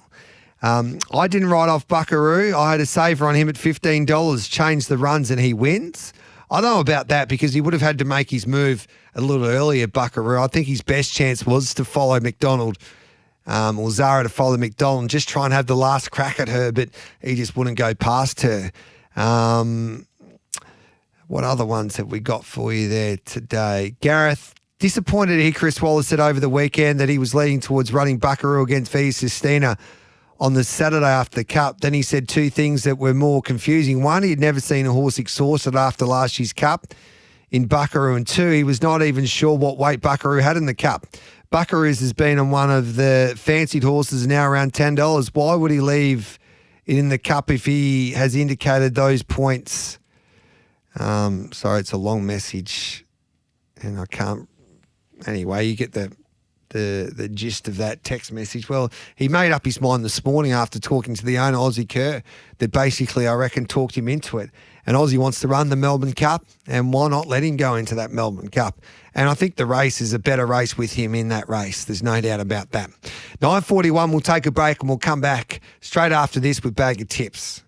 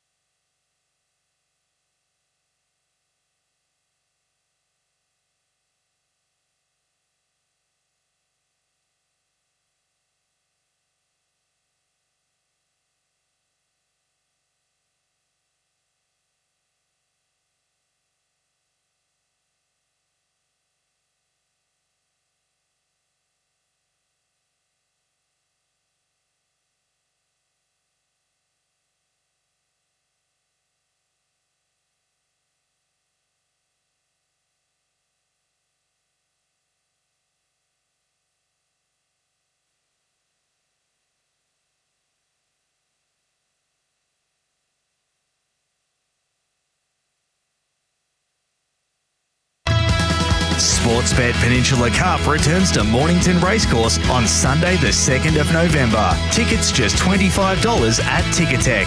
Live across Australia on SEN Track. Giddy Up with Gareth Hall. The Giddy Up Bag of Tips for Oz Equipment Rentals. Supplying equipment to the construction, mining and roadworks industries. OzEquipment.com. Let's try and find you a winner today. We're going to need a winner at Wangaratta. That'd be nice. And Nick Noonan from racing.com joins us here to go through his best. But before that, we'll catch up with Greg Brown for an update with his track at Wangaratta. Hello to you, Greg. Morning, boys. How are we? Good, thanks, mate. What's it looking like today at Wangaratta? We copped 40 mil yesterday from lunchtime till about 6 o'clock last night. So last night we were in about a heavy 9. It was still pretty squelchy, but this morning it's come up to 7 and it's blowing a gale and the sun's out, so I wouldn't be surprised if maybe we even got to a 6. Okay, so that is good news, an improving track anyway. Yeah, no. We've just had to, since the acceptances, we just had to push the rail out 4 metres in the straight. It was a bit squelchy under the rail still this morning, so to make sure there's no dramas, we've just pushed that out in the last hour. Beautiful. All right, mate, we wish you the best of luck. Will they be getting off the fence later on in that program? It's pretty even right across. Yeah. Outside 4 or 5 metres is a bit of marking from jump outs and that, so I don't reckon they'll go right out. But, yeah, maybe. It all walks pretty even, so I'm not sure. Good on you, mate. Thanks for that, Greg. We appreciate your time here this morning. That was a track update at Wangaratta, and the weather and the track update thanks to Synergy Painting Group, where quality meets affordability. Now, let's catch up with Nick Noon, who's done the form for us at Wangaratta. Hello to you, Nick. Morning, Gareth. Yeah, interesting conditions today. As Greg touched on, they had a lot of rain there yesterday, and they've had a stack of scratchings, which has made the meeting a little bit difficult compared to what I did before. I'll let our top picks come out, but we'll do what we can today for the punters. What's your best? I went in a few of the benchmark races for the best today. I just thought in a few of those races that those horses that have been exposed to wet ground are probably worth playing today. So best of the day, race 5, horse number 10, Adagina. Just forgive her last start running the Gumbau Cup. She's a horse that can get keen in her races, and she did that last start. Most notably, Brad Willer goes back on today, and he rode her in her last 2 runs, and he seemed to really click with her. So she'll like the wet ground. Key scratchings are coming out of that race. At around $3, I think she's worth having something on. Race 8, horse number 3, Gonna Do. Thought he was another one that could you could potentially have something on around $4. Comes to a really strong race, last start at Seymour. A few of the horses that ran around him back in the field have since come out and run well or even won in similar grades. So at around $4, a good wet tracker. He'll be suited in the second last race. And then the last, going to go on the locals with Amber Star. This horse ran well in Metro grade last campaign. He actually crossed the line with Serpent Bird in a race at Sandown. So that looks pretty strong. That's pretty form handy for Wangaratta. 56, yeah. He does have a 4 kilo claiming jockey on and a wide barrier. But by that time of the day, that might be a positive, the wide draw. So I think if he just gets an uninterrupted run, he could be in the finish. In terms of a quaddie today, thought the first leg you could take 2, 3 and 7. Second leg will go 5, 6 and 3. Third leg will go 3, 6 and 4. And we'll come home with 2, 12, 13 and 8 for the quaddie today at Wangaratta. In terms of the coverage, Ed Sadler will be joining me today. Beautiful. He's in the host chair. Gabby Doxy's out there on track. So hopefully a good day if you're tuning into racing.com. And just some news breaking. Craig Williams is expected to ride Buckaroo. Aussie Care just telling me that he's been booked to ride for his team for the Melbourne Cup. So if Buckaroo passes his scans and they go to the Cup, he has a choice between Birdman and Buckaroo. He might choose Birdman at the end of the day. You never know. Johnny O'Neill, he's just walked in. He'll be choosing Buckaroo, I would imagine. But no, that's interesting anyway, Nick. So plenty of news this morning. On that yesterday on Correct to 8, and Trav was sort of saying that Waller had already a few of his big guns sort of taken away from him with the other rides. So Willow's he's a pretty good fit for whoever he wants to put on there. Yeah, and he probably needs a change of luck. Willow's had a great spring, but geez, Sir Dilly's would have been hard to beat there in Saturday's Cox played anyway. That's the racing game, as we well know. Good on you, Nick, mate. Looking forward to watching you this afternoon. Thanks, Gareth. Campbell Brown says race 2, number 3 at Wangaratta, Iberian Lynx is his best. At Queen Bee, and he likes race 2, number 2, So Crazy. And race 3, number 6 at Newcastle, Socket Man. That's race 3, number 6 at Newcastle. Luke Hovanessian likes race 2, number 9, Hoaloa. Race 4, number 6, Tulip Wood. And race 6, number 3, Cyril I Am at Newcastle. And at Queen Bee, and he likes race 3, number 3, Pink Lamborghini. And race 6, number 4, That a Boy. And check out racingqueensland.com.au for where Queensland is racing today. Daniel Nuttall, thanks to racing.com. That first race is at 10 o'clock, so just around the corner, basically. Race 5, number 10, Track Stop Honey is his tip, is his best bet there. And his best value is race 6, number 1, Chicago King. Head to thetrots.com.au for expert harness racing tips and in-depth analysis for all major Victoria meetings. Darren Carroll likes race 4, number 5, Le Strepo, and race 6, number 8, Quick Decision. Race 4, number 5, race 6, number 8. And harness racing New South Wales, a home of the Carnival of Cups, where Australian music royalty meets quality harness racing action. At Menangle, race 6, number 6, Sweet Mama. And race 8, number 6, Lieutenant Arden are the tips there from Amanda Rando. That was Bag of Tips, all thanks to Oz Equipment Rentals, the best pub in the Mallee, the Ultima Hotel as well. So always great to have those sponsors on board there for Bag of Tips. And, of course, Bet365. It's never ordinary when it's brought to you by Bet365. Imagine what you could be buying instead for free and confidential support. Visit gamblinghelponline.org.au. Time for a break. We'll come back and wrap up this hour.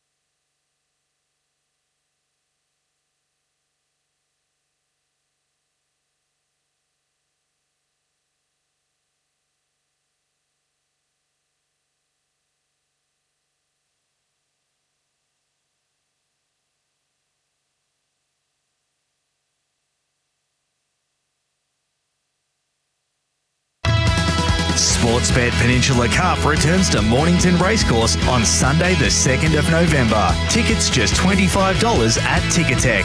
Live across Australia on SEN Track. Giddy up with Gareth Hall.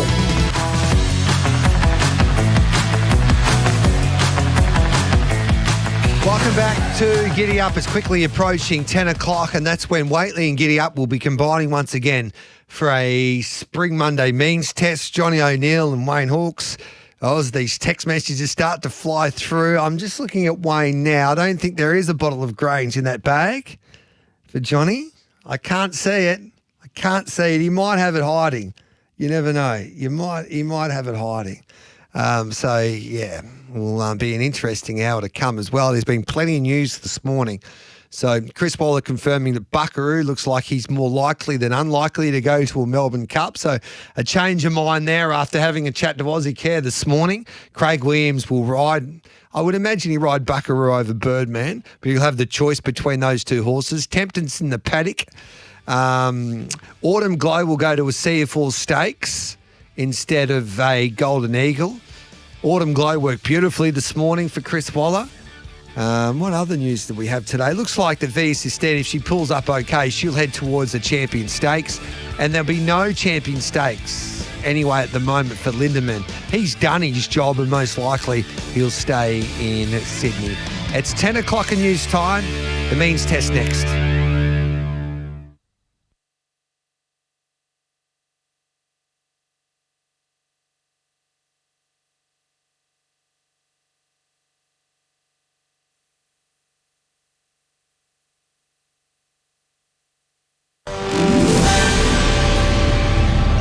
Powered by Signet. Good morning, I'm Vanessa Gibson with SEN News. Aussie skipper Pat Cummins has officially been ruled out of the first Ashes test in Perth. Cricket Australia has announced that Steve Smith will captain Australia in his absence. Cummins is recovering from a stress injury in his back. He has now returned to running and is expected to return to bowling shortly. A decision will be made later on his availability for the second test in Brisbane.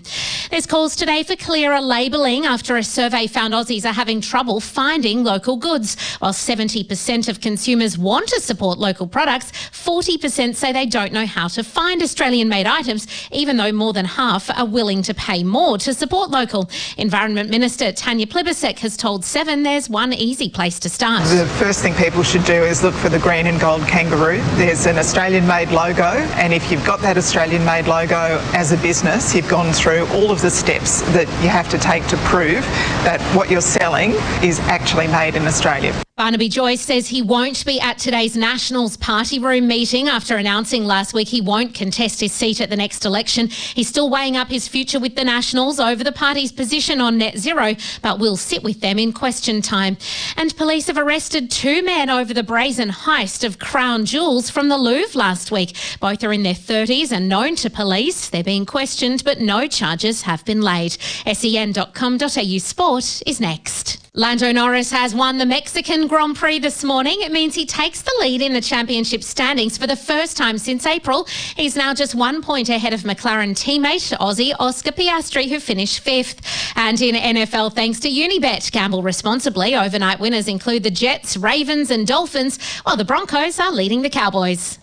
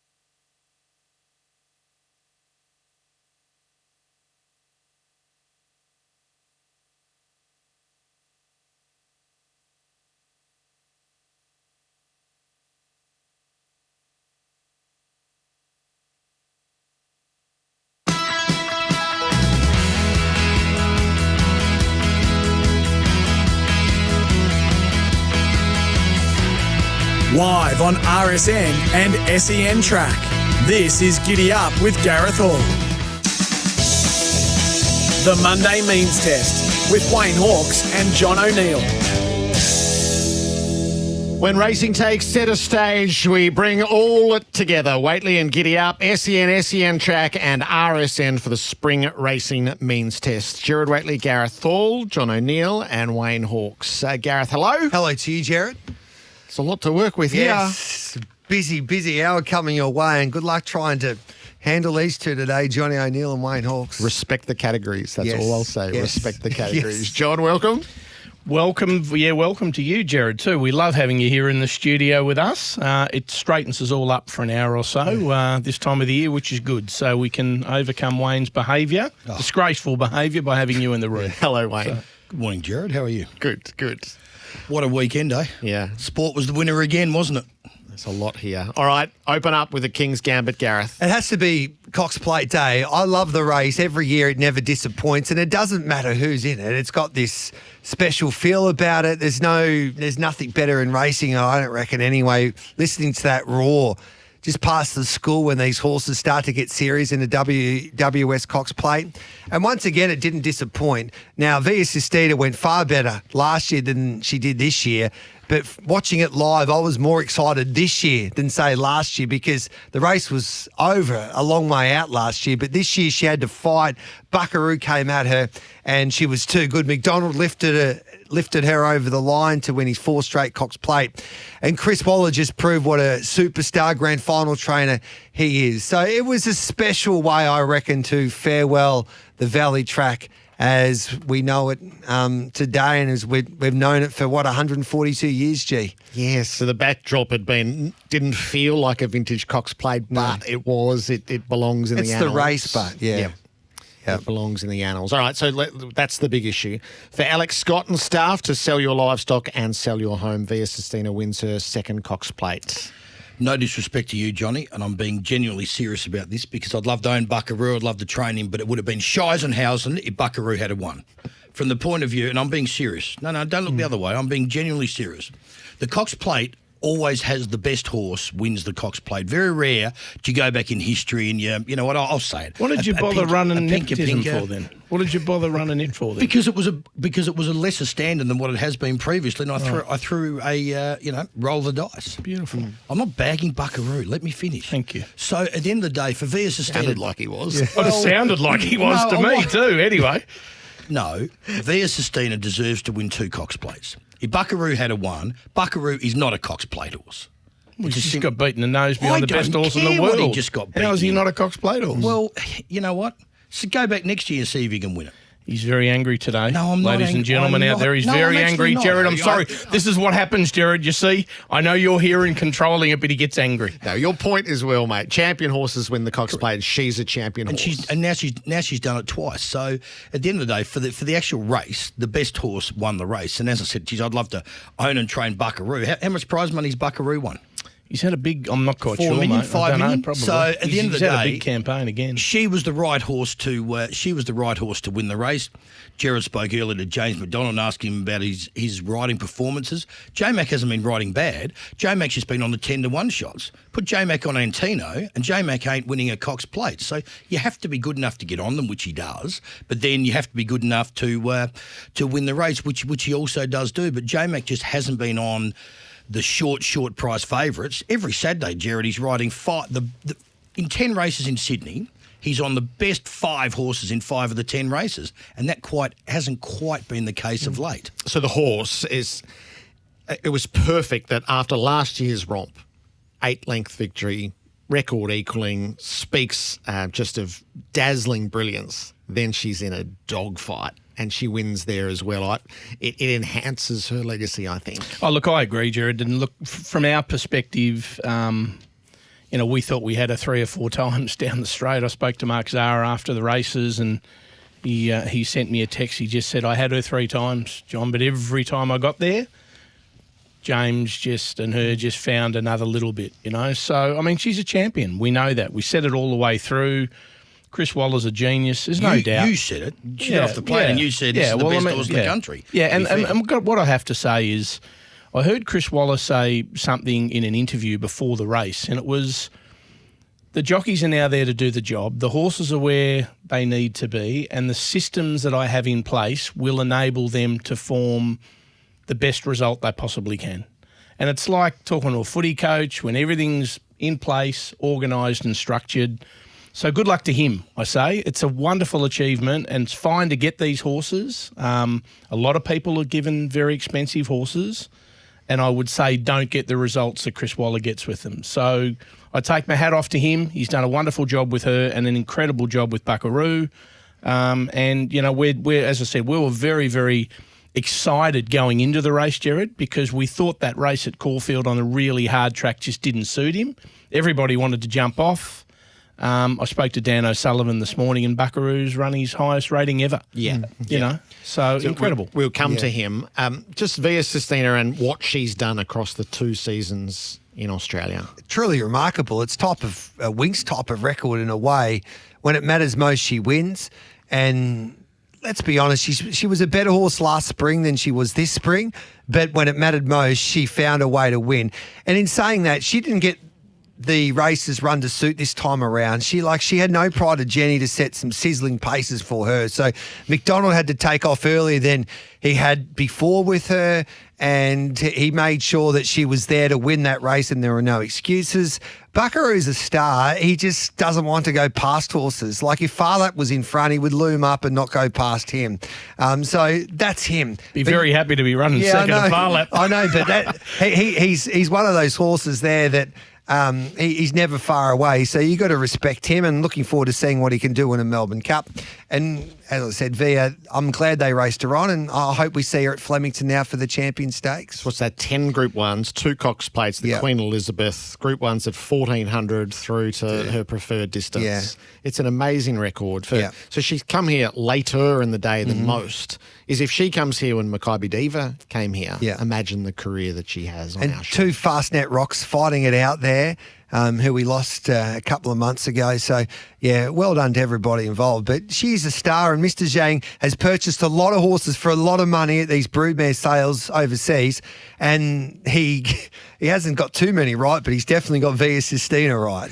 The big issue, whether it's selling your livestock or selling your home, contact Alex Scott and staff today. Big Race Integrity. So that's Chris Waller, 6 Cox Plates. Tommy Smith has the record with 7.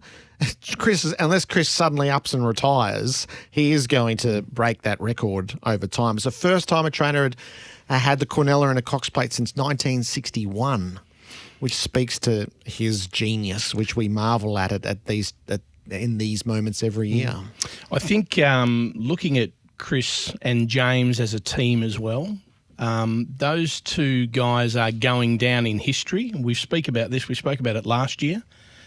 The results are extraordinary, Jared, but over and above that, I think people need to sit and appreciate what we're watching at the moment. We are living in an extraordinary era with him pretty much dominating racing at the elite level. Now, whether it's his systems and his staff and his people and the way that he represents himself in market, I'm not sure what it is.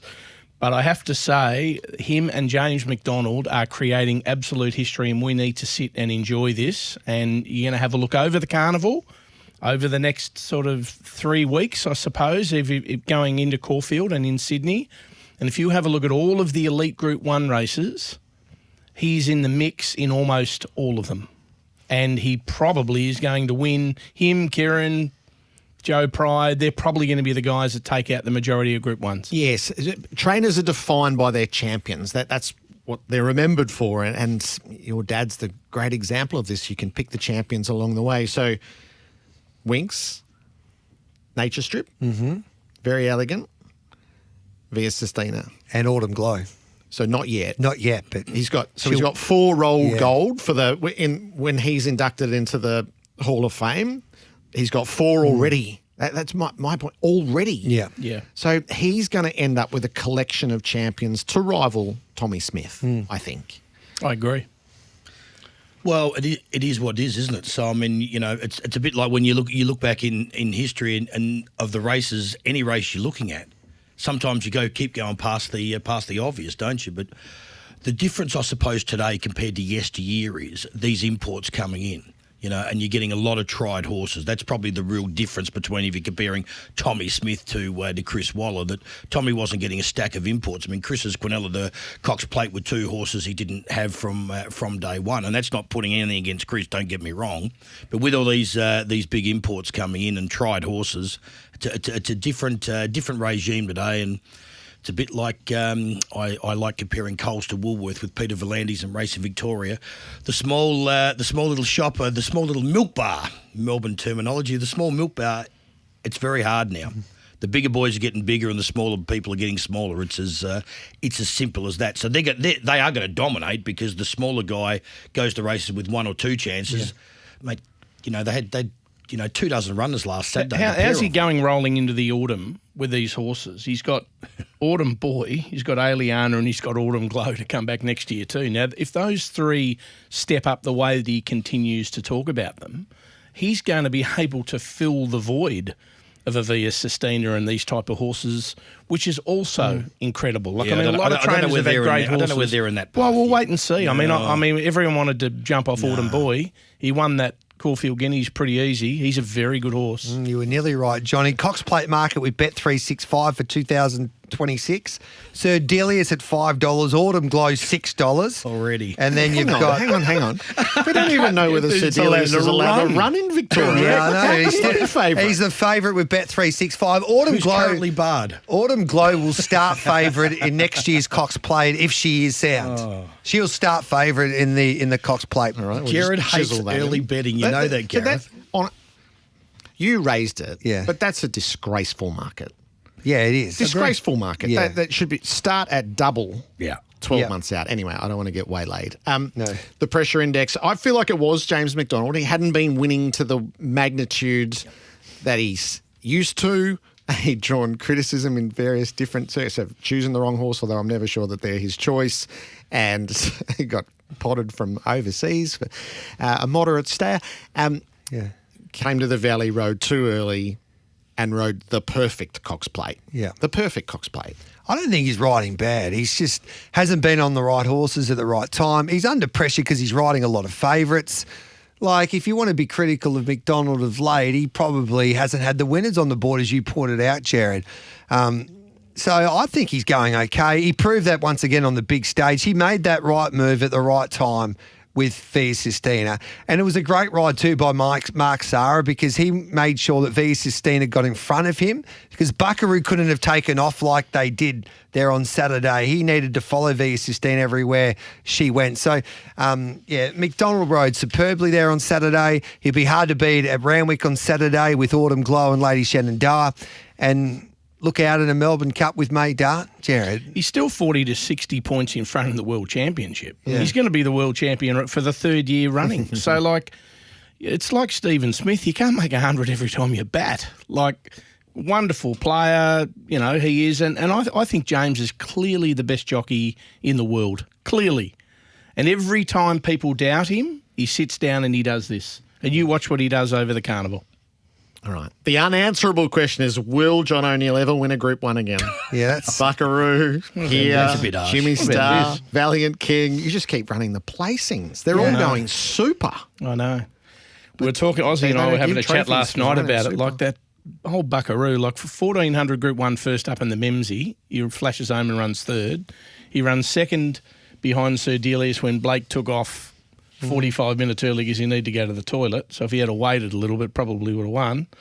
He then went round on that rock hard track at Caulfield and run 3rd in the Group 1, and now he's run 2nd in the Cox Plate. So, wonderful horse. We love him. Where's our next Group 1 coming from? I'm not quite sure, Jared. I'm hoping Valiant King can deliver in the Melbourne Cup. I'm not sure Buckaroo is going there, though.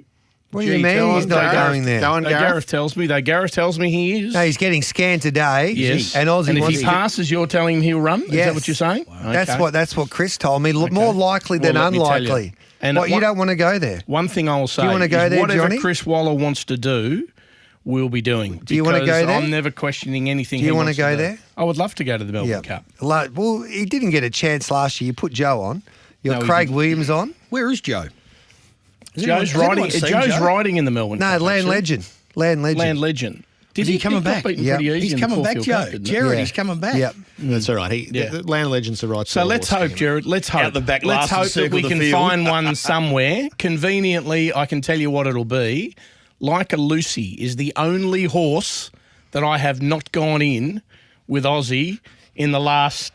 I don't know how many we've bought collectively with our group, so be assured it'll win the Group 1 on Saturday, just to touch me up. That'll happen for sure. But you'd be super proud of Buckaroo. He's unbelievable. Like, you know, I mean, he's been a favourite of the stable and a favourite of ours since we got him. He's taken a long time to settle in. He was a very sick horse overseas.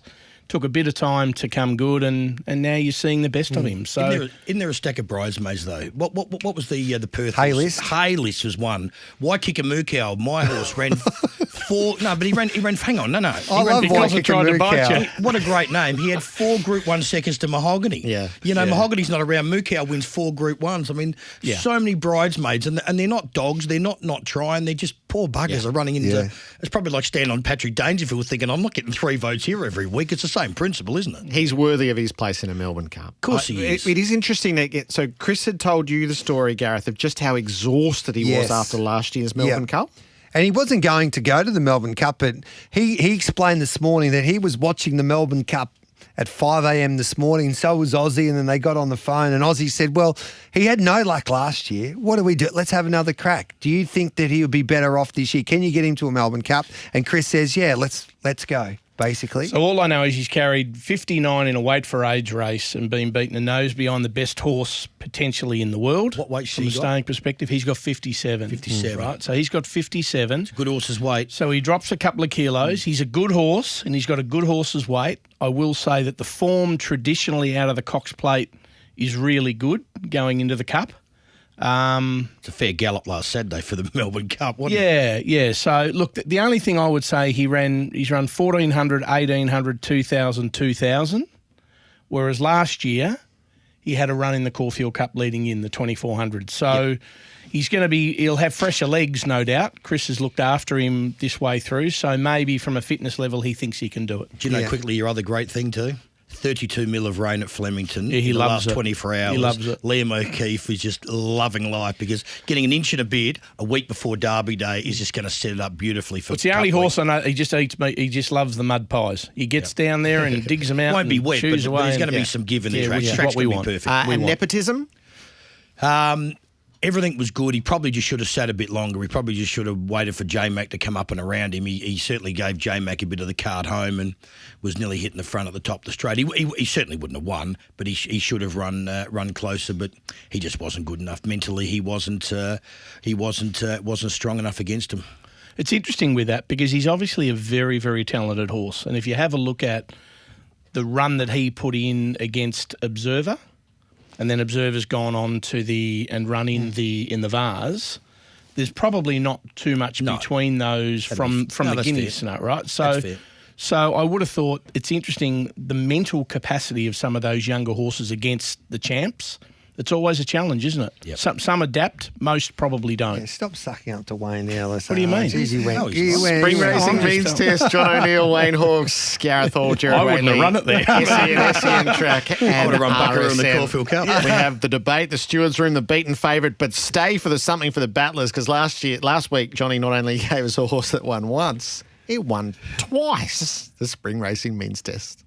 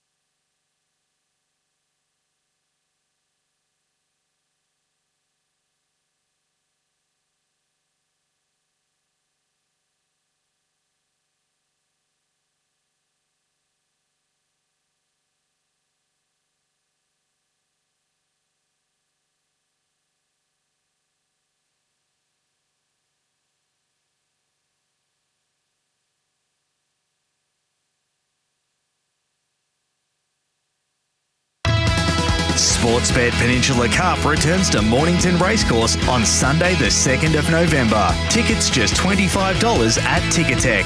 Live across Australia on SEN Track. Giddy up with Gareth Hall. Around the turn, 200 metres to go. Observers 4 lengths in front of Kukui. One step closer, Providence from a mile back, but it's Observer, 50 metres to go. He's going to pull it up near the line, ease it right down and win by 3/4 for an arrogant win. Observer from Providence.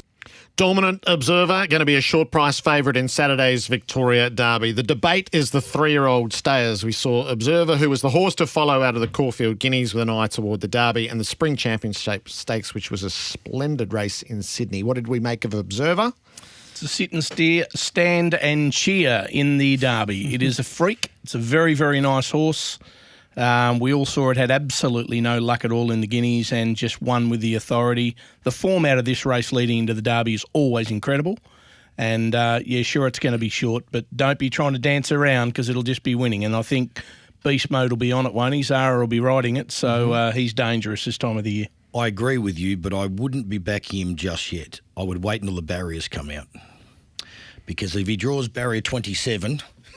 You know what I'm saying? You might as well just wait until Wednesday morning at 10:30. And what price is he now, Gareth? He's $2 with okay, well, he's $2. If he draws barrier 5, he's going to be $1.80. I'd rather take $1.80 from barrier 5 than $2 right now, not knowing. But he certainly looks the one. There's no doubt about that. And our biggest problem in racing is no one wants to address it because we don't breed staying horses anymore. Yeah, we just don't. This is an interesting part. We'll get to that in a ticket. So let's go to the steward's room, shall we? Mr. Hawkes and Mr. O'Neill, can you please report to the steward's room? Mark Zara was fined $1,500 for pulling the horse up. Was going to win by 6-1 by half a length. What did we think? Oh, I thought it was pretty disappointing. But having said that, Mark's an elite rider and he's a jet. The bloke. This is his time of the year, but I think he probably should have just given it a little tickle and won by a couple. Why did he do it? You know why? You know why he did it, because he was easing him down to try and save every ounce for next Saturday. Yeah. We all know why, but what are the rules of racing, Jared? They say that you have to ride your horse's mount out to the best possible advantage of you, your horse, and ride it to the winning post. So, Jared, how do you come up with the thing is, when jockeys stop, horses stop. Now, the only bloke that thought he rode it exceptional well was Luke Nolan, I reckon. Yeah. Black caviar. That's a perfect example. How do you come up with a $1,500 fine for that? Yes. I mean, it looked terrible. It looked terrible. It looked shocking, right? And I'm not potting Mark because I love him. He's a great rider. As a matter of fact, I love him. He did a huge job. No, but I'm just telling you, he's a ripper. But I'm just saying, for the look of racing, it didn't look any good. So how do you come up with a $1,500 fine, or do you just give a formal warning, or do you fine him what he should be fined? Christmas drinks. What should he be fined? Well, this is a question we'd need to go back and ask. He shouldn't be fined anything. He shouldn't be fined anything? No, he won the race easily. He shot for home. He gave it a peach of a ride. Mark Zara was never going to get beat. Did you ever watch that race thinking that he was going to get run down? No. He eased that horse up. He looked after him for the Derby. He was in control of that race. If he gets beat, he gets 6 months, but he didn't get beat. So why are they fining him $1,500? Right. Play on. There you go. Righto, play on. Point in case. He rode Temptress the other day at Caulfield. Tentyrus, right? That was a shocker. But he won the race. Yay, well done. No one says it was a slaughter when you win. So in your point, Gareth, the bottom line is it doesn't matter how it looks. Plenty of rugby and AFL matches only win by 1 point, but they still pay the dividend. How was that a slaughter? I thought it was an unbelievable ride. He got himself in more trouble than you've ever seen and got out of it. And got out of it. No, the horse got out of it. Don't worry about it. So the bottom line is you're saying it's a bad look, but he won by 3/4. Or he's getting 6 months or 12 months, whatever disqualification, or 3 months he's going to get.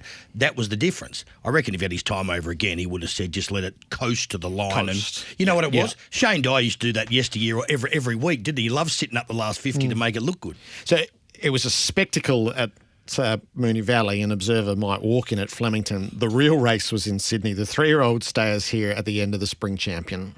quickly. Shangri-La Boy dashes to the front. The Pearls running on fairly. Attica down the outside, 4 lengths away. Shangri-La Boy, a big leader inside the 150. Attica is bridging the gap quickly. Shangri-La Boy a length in front. Attica's going to make a last lunge. Attica, yes, got up, won the spring champion. Right on the wire, knocking off Shangri-La Boy. Those two are beauties, and it's such a shame they're not going to be here. But this is, so 2,000 metre race, $2 million versus the archaic 2,500 at Flemington. Is archaic? Yeah, it's the modern derby. That's the right race for the spring. 2,000, $2 million, and it's in Sydney instead of in Melbourne. If you had to run the derby at 2,000, you'd have nepotism running against Observer, maybe Attica, maybe Shangri-La Boy. It's the Melbourne-Sydney thing again, admittedly, but we got to look at this race. And the Oaks is no different. I know, and I mean, to be fair, Jared, you're contradicting yourself a little bit because, and you're looking at me badly, you are a traditionalist. No, I'm not a traditionalist. Oh, you're not? No, I'm a revolutionary. Yeah. Okay, righto. Well, now I know that. Sorry, I apologise. He's been wanting to move to Spring Carnival for 5 years. No, that's true. Wayne. That's true. So the bottom line is we don't breed staying horses. And look at all of our staying races in Australia. They are propped up by international horses with a suffix at the end of their name. But when you have the Derby and the Oaks, and it's not about being so early, it's actually about we don't have these horses anymore. When Zabeel went and passed away in New Zealand 10 years ago, that was the start of the end. Now, you go back and look at history, we've had a few run well. You couldn't name me 5 good Derby and Oaks winners in the last 10 years. Observer is by Gareth, and unfortunately he didn't come out this year, but he's one of the great staying sides at the moment. But you're right. I think Attica's the best 3-year-old I've seen. I can't wait to see what he does in the autumn. He's a weight for age star waiting. I agree with you, Jared. So he's the second horse. And it was a great run, the second horse too. But geez, I tell you what, for that horse to be able to pick up from where it was and go whoosh, knowing the way the track was playing in Sydney, was an extraordinary win. Don't worry about He's a good horse. And I tell you what, I don't think Joe Pride, I mean, I always have a crack at him about Che-Wolf because it's never been in my camp. But geez, he can train, can't he? Yeah. Like his results must be extraordinary now. Like he's managing to deliver consistent Group 1 performers, and good on him. He's always been very, very good with mares, with older mares.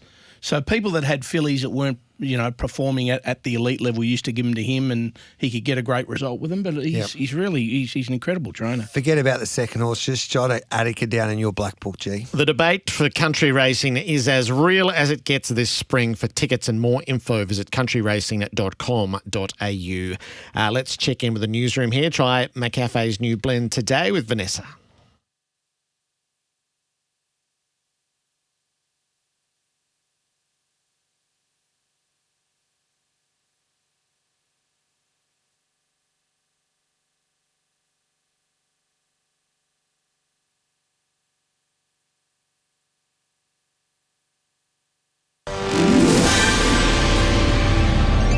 Powered by Signet, I'm Vanessa Gibson. Here's what's making SEN news this hour. Pat Cummins has officially been ruled out of the first Ashes test in Perth as he recovers from a back stress injury. Steve Smith will be captain in his absence.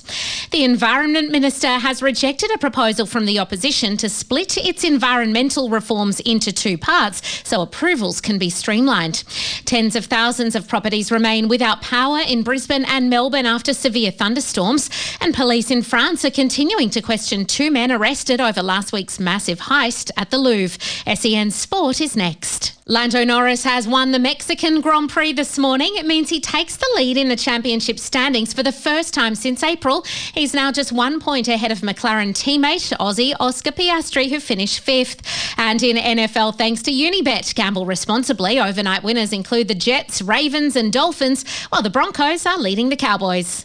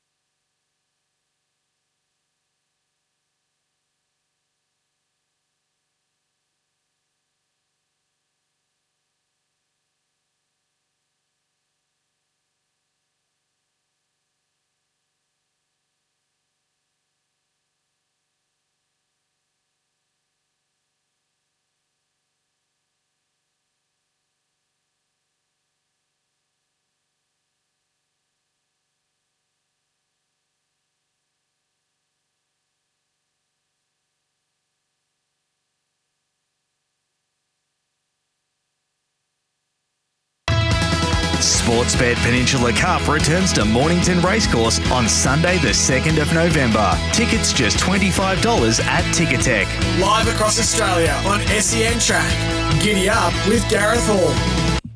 The curiosity on our spring racing means test is, can Cox Plate Day be restored? So the better meeting was in Sydney, and then just going through it's really easy to answer why. The 4 legs of the Quaddie were a Group 2 $1 million race, a Group 1 $2 million race, a Group 2 $2 million race, and a listed $1 million race. They were won by O Hope, who's a good horse. The spring champion was excellent. Steffi Magnetica should be in Melbourne historically, and Transatlantic was the Toorak winner, who then went back to Sydney.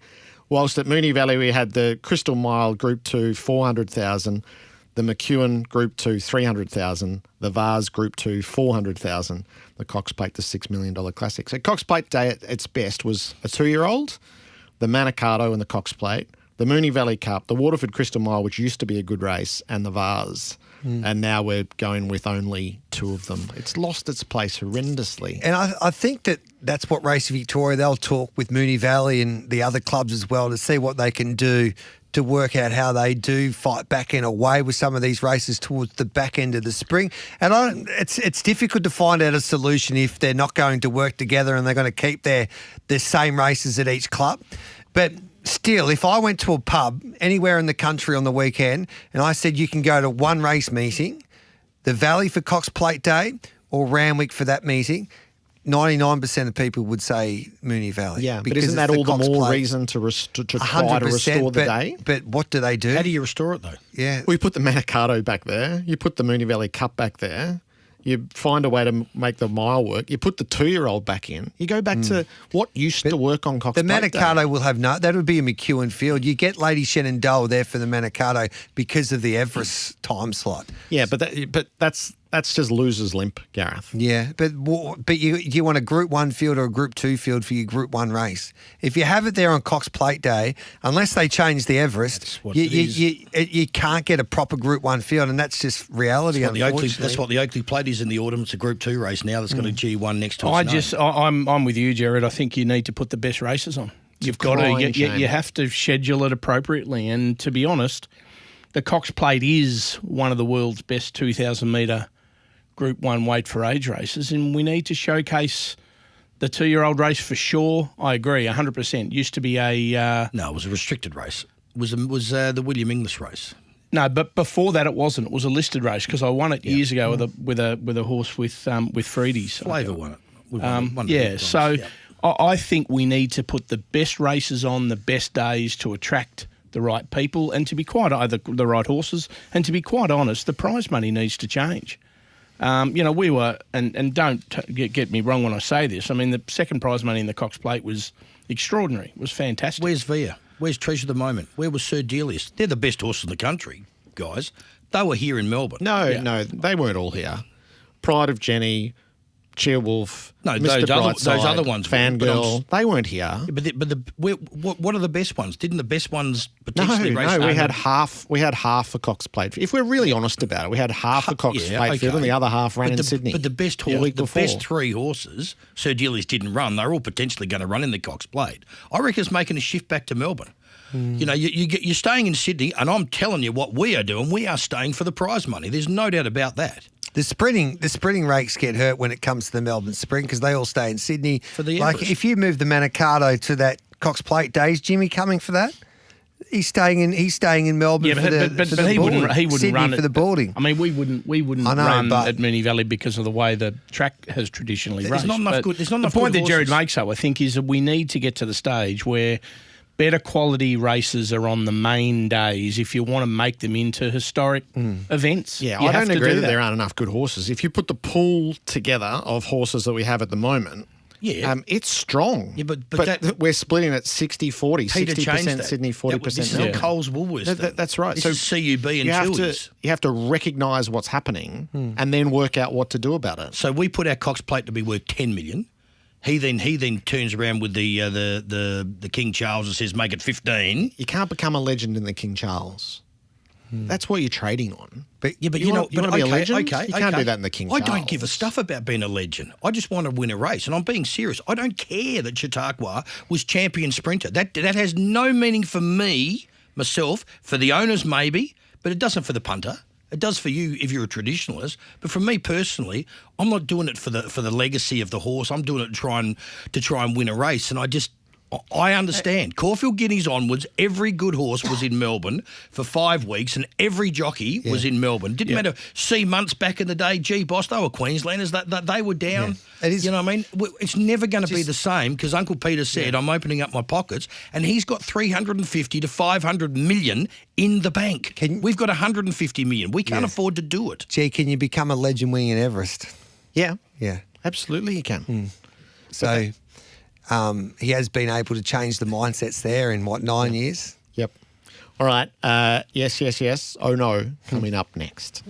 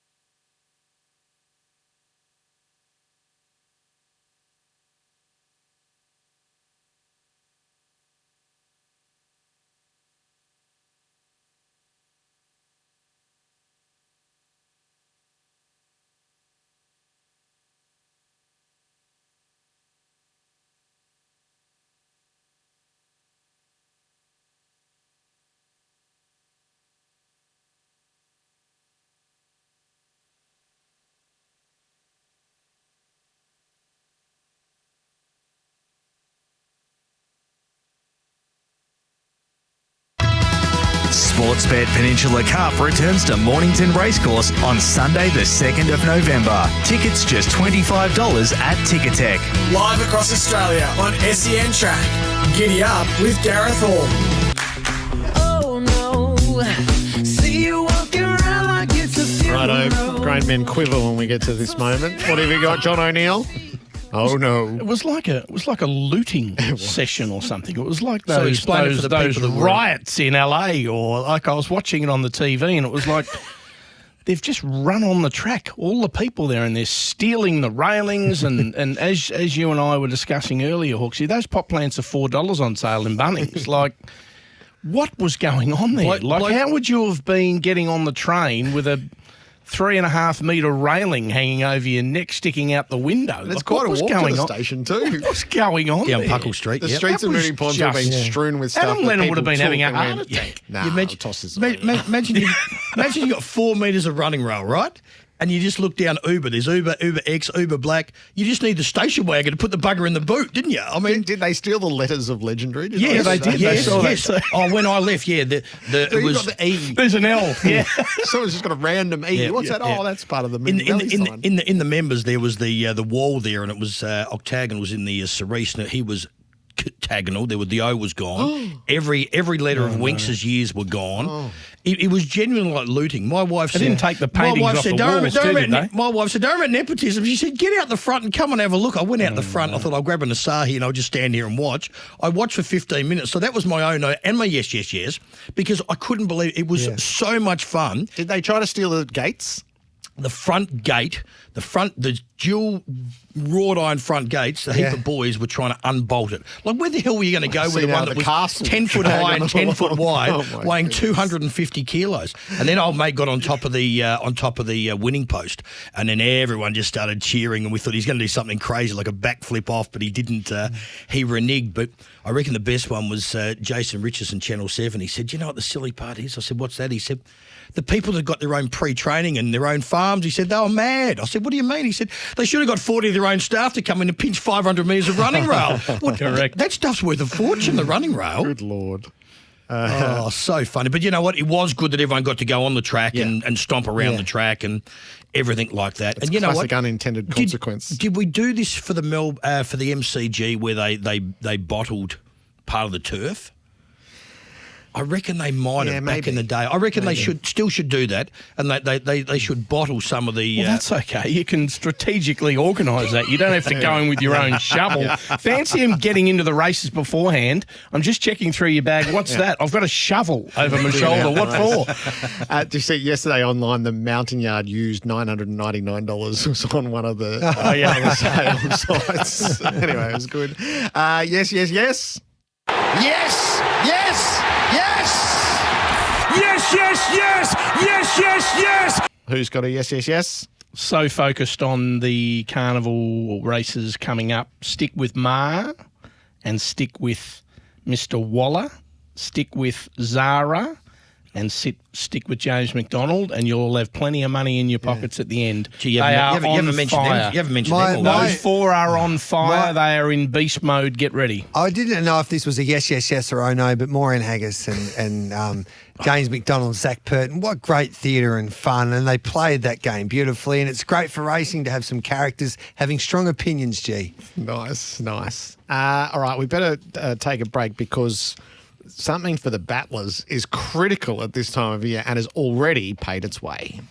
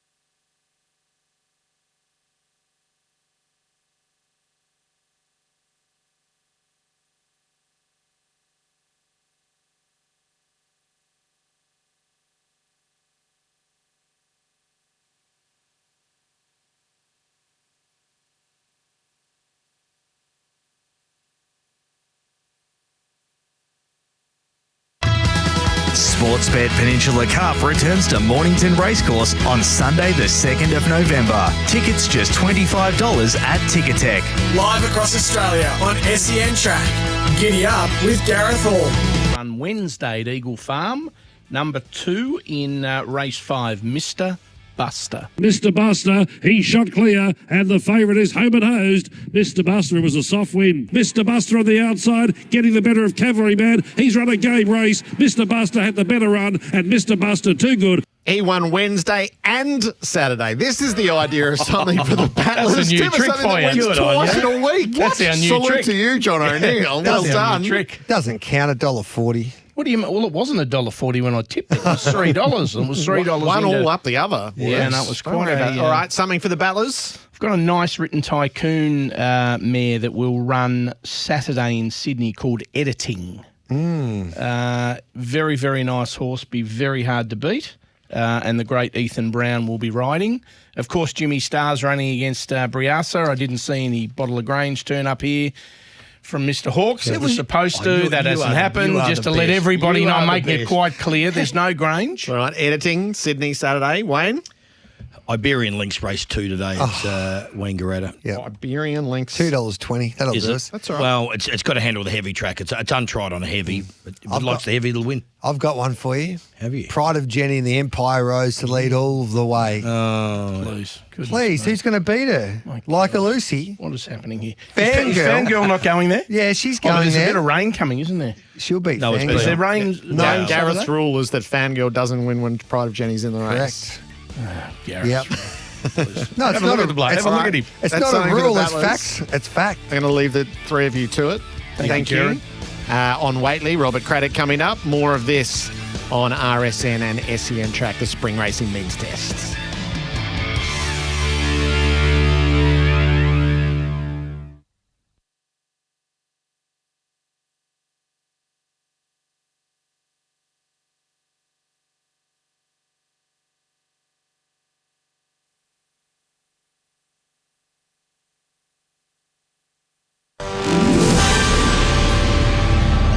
Powered by Signet. Good morning, I'm Vanessa Gibson with SEN News. Steve Smith will captain Australia in the first Ashes test in Perth after Pat Cummins was officially ruled out this morning. He's been battling a stress injury in his back, and while he's recently returned to running, he's not yet back to bowling. The 32-year-old will push to make his return for the second test at the Gabba starting December 4.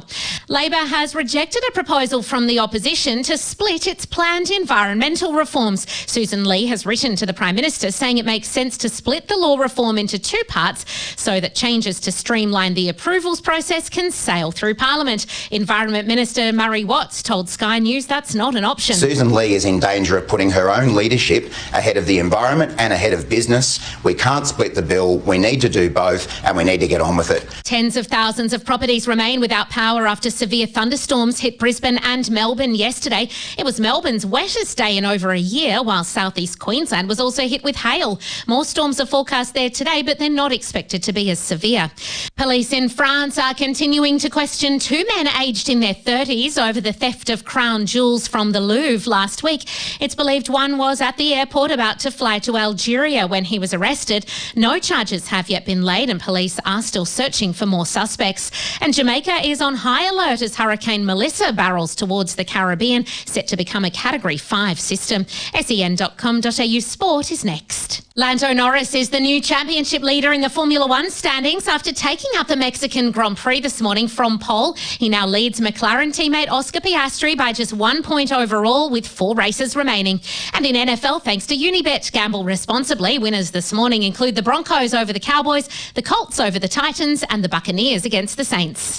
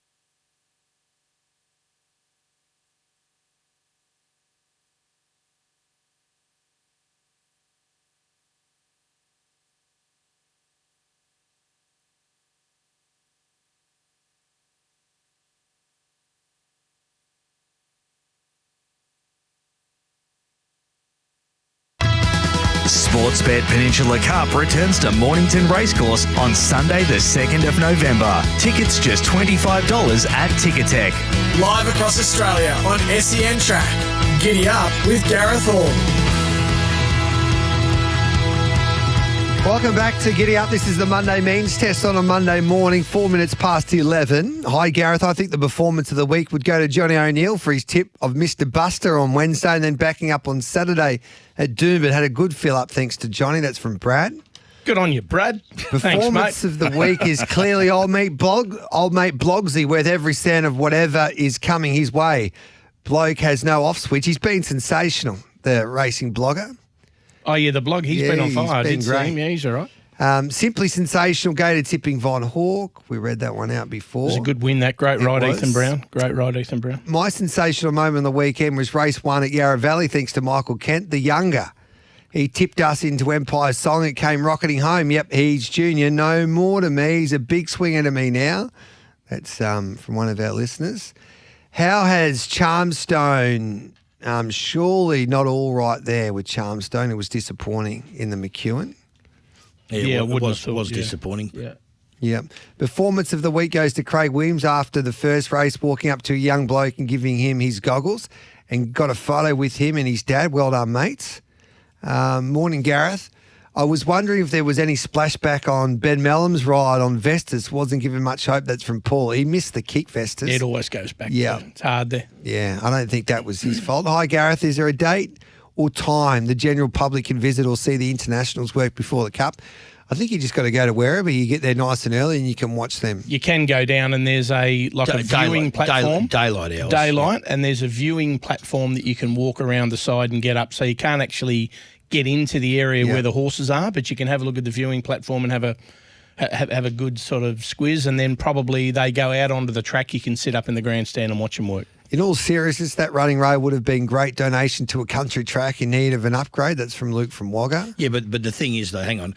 They will be putting the running rail away and bringing it back out in 18 months' time because... well, they won't now. No, well, not they need to replace not a the bit 220 metres of the straight correct. and going out the straight, but there's nothing wrong with the running rail. So there's a bloke hanging off the winning post. Did they take the winning post too? He tried to, but no one expected everyone to start. We use the word looting, but so they'll just pack up the running rail and they'll just reappear it in 18 months' time. Hey, G, I did say earlier, just while we're on this, and I know on some of the texts that have come through that if you have a look at all of the better races now from Saturday on, the Golden Eagle, I think we all agree, Waller, Autumn Glow.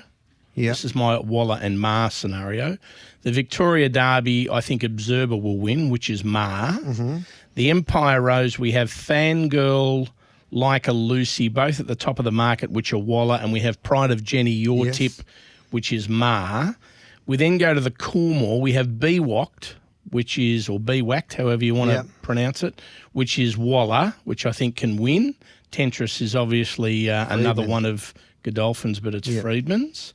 We then go to the Melbourne Cup. Now, Valiant King, which is Waller, Buckaroo, which is Waller, Prestige Nocturne's an international trainer, River of Stars, which is Waller, Royal Supremacy in the market, and also Middle Earth in the market, which is Mar. So we're well and truly alive there. The Melbourne Cup Buckaroo's into $8 after the news this morning. I saw that. You go to the Big Dance in Sydney. We have Gringotts defending with Natural Willa to ride. So that is Mar. So I think both of those guys, and then, bypass the Oaks. Via Sistina, Buckaroo will... probably fight out the champions if Bucky doesn't go there. And then the champion sprint, Jolly Star, which is Waller, Jimmy Star potentially, which is Kieran. Is he a chance, Jimmy, to come back up? Oh, I'm not sure what they'll do, but all I'm saying is the point I made is both of those trainers are really, really well equipped with luck and great rides to have a wonderful carnival. We've done our money on Federals for the Derby. Yes, he's not. He went to paddock this morning, and he's going to have the ultimate operation. Maybe he needed a wake up. Actually, they're 3 stone to be fair. Yeah, you've been a lot better since that's happened too. No doubt. No. And You what know, if- like prior to you Yeah. getting that done, like you were extremely uncontrollable. Now I know it's radio, but are you opening the batting for Australia with those the white pants? Anyway, what about And those white Briasa? Eagles, isn't it? Briasa running Saturday. And no in the Melbourne Russell. at all? No. No. Well, the thing is, I mean, it's a $3 million race. There's a kicker if you can win to be the sprinter over the Spring Carnival in Sydney. What's the bonus worth, Johnny? I think it's 1.7 million. Like it's nuts. It's a lot of You money. can't come to Melbourne for that race if you're in Sydney and you've got to go up the road 25 minutes. It's interesting. The text message is coming through. Jared Waitley left SEN because he was the RSN, the little RSN listeners. Right, okay. Yeah, that's goals. No, he hasn't. No, He definitely hasn't. Gareth, briefly saw you afar watching the Attica race in the concourse at the Valley. How good was that? Yeah, the place erupted. Because we're all tipping Attica, of course. What were you wearing on Saturday at the Valley, G? Did you go in the full kit? No, I always had the That white was not pants. me. I didn't say that. No. You're not going where you thought you are going. Where I you just thought. wondered, did you No. have the full kit on? Yeah, I did. Can I say it or not? Yeah, you can. Can I? Yeah. So we get the race. I get the race on Saturday, and the SEN caravan, the OB caravan, was literally on top of the mounting enclosure. And boys said, "Come up." So I went up, put on the earphones, did my speech, blah, blah, blah, and then off I went. And all of a sudden, Gareth comes rolling in, and Taggart's on air, and Taggart's going, "You got new clothes on, Gareth?" He's going, "What? What?" He goes, "You got new clothes on, Gareth?" Gareth's going, "What? What?" Gareth turns around. He's still got the sticker on the back of it, the size 34, all the way down the back of the Come leg, on, G. and then he's got the new shirt on with the tie, and they're picking off the stickers from the brand new. You went completely. It's what happens brand when new. you flush, though. It's what happens when you flush. Completely When you're brand a new. good judge. You wasn't even going Cox Plate Day. You said, "I'm not going." I wouldn't miss it for the world because it was the last Cox Plate ever to be held at the Valley as we know it, of course. But I went. I've got Did you about take six. Did you take your lovely partner with you? No, she stayed at home. But I've got Right, about okay. 7 or 8 suits, and I went through You would most have been of rushing them. back home to her, I would have thought, Yes. straight after the race. I can't fit in any of them. I put on that much weight, so I had to go to Gazman, which was the closest store in South Melbourne, to got the purchase brand them. Is, new clothes. is your beautiful Unbelievable. new partner, is she a feeder? No, Your new yes. partner? Does she Gareth, cook up? And so Attica, gents, my I've- wife's a feeder. I've got That's my excuse. Yes. And Hawkey's. I've They got just it- feed us, mate. I've got a great futures bet. If Bridal Waltz goes to the winner bottom, Sangster and or Goodwood, she's a surer thing than death and taxes. She's a star. Hopefully Moves and Kath hear this. Gamble responsibly. Who Bridal said that? Waltz. Yeah, I know who the horse is. Who said that? Is it- One of our listeners. well, yeah. well done, because I agree. Yeah. It's a great run again. My I know is the Fun Police taking their jobs way too seriously and not letting me take a piece of the rail. Flemington has a track work meeting on Tuesday. Yeah, we'll be there tomorrow morning. Performance of the week has to be J-Mac visiting young Tommy Preble in hospital after the races. That's All from class, Greek. mate. All class. Yeah, and he loved that. Mac He's a Italian. champion, Yeah, mate. he told me this morning he spent an hour with Tom Preble. He's a ripper. And what a man he is. I got a text message from Katie Mallion saying Yes. bad luck on, I mean, they're just bloody great people, those two. They really are. They're very kind people. They go out of their way to do the right thing, not only promote the sport, but do the right thing all the time. I reckon it's incredible. What else have we got? We're going to take a break because we're going to hear what Jared Waitley had to say about the Moonee Valley and the Moonee Valley situations. You wouldn't have heard this. No, I wasn't. I was a heard man. this driving in, and folks, wait till after the break what Waitley said. He went bang from 50. Wow. How come we didn't bring this up when he was here? Obviously, No one's game to challenge him when he was in the room. He's got this aura, right? I only thought about this when he I left. would have challenged him. I would have brought up. No, you would need not to- have need to- challenged him. You're Hang like on, a pussy when he's here. Oh. You're worse. You do all the talking. At least he now knows my challenged him name. about That's a that. good thing for me. Stop calling me taken 3 Nigel. years. It's Taken good. 3 years. We'll take a break and come back with more of your text messages, plus, of course, what Jared had to say about the Valley this morning.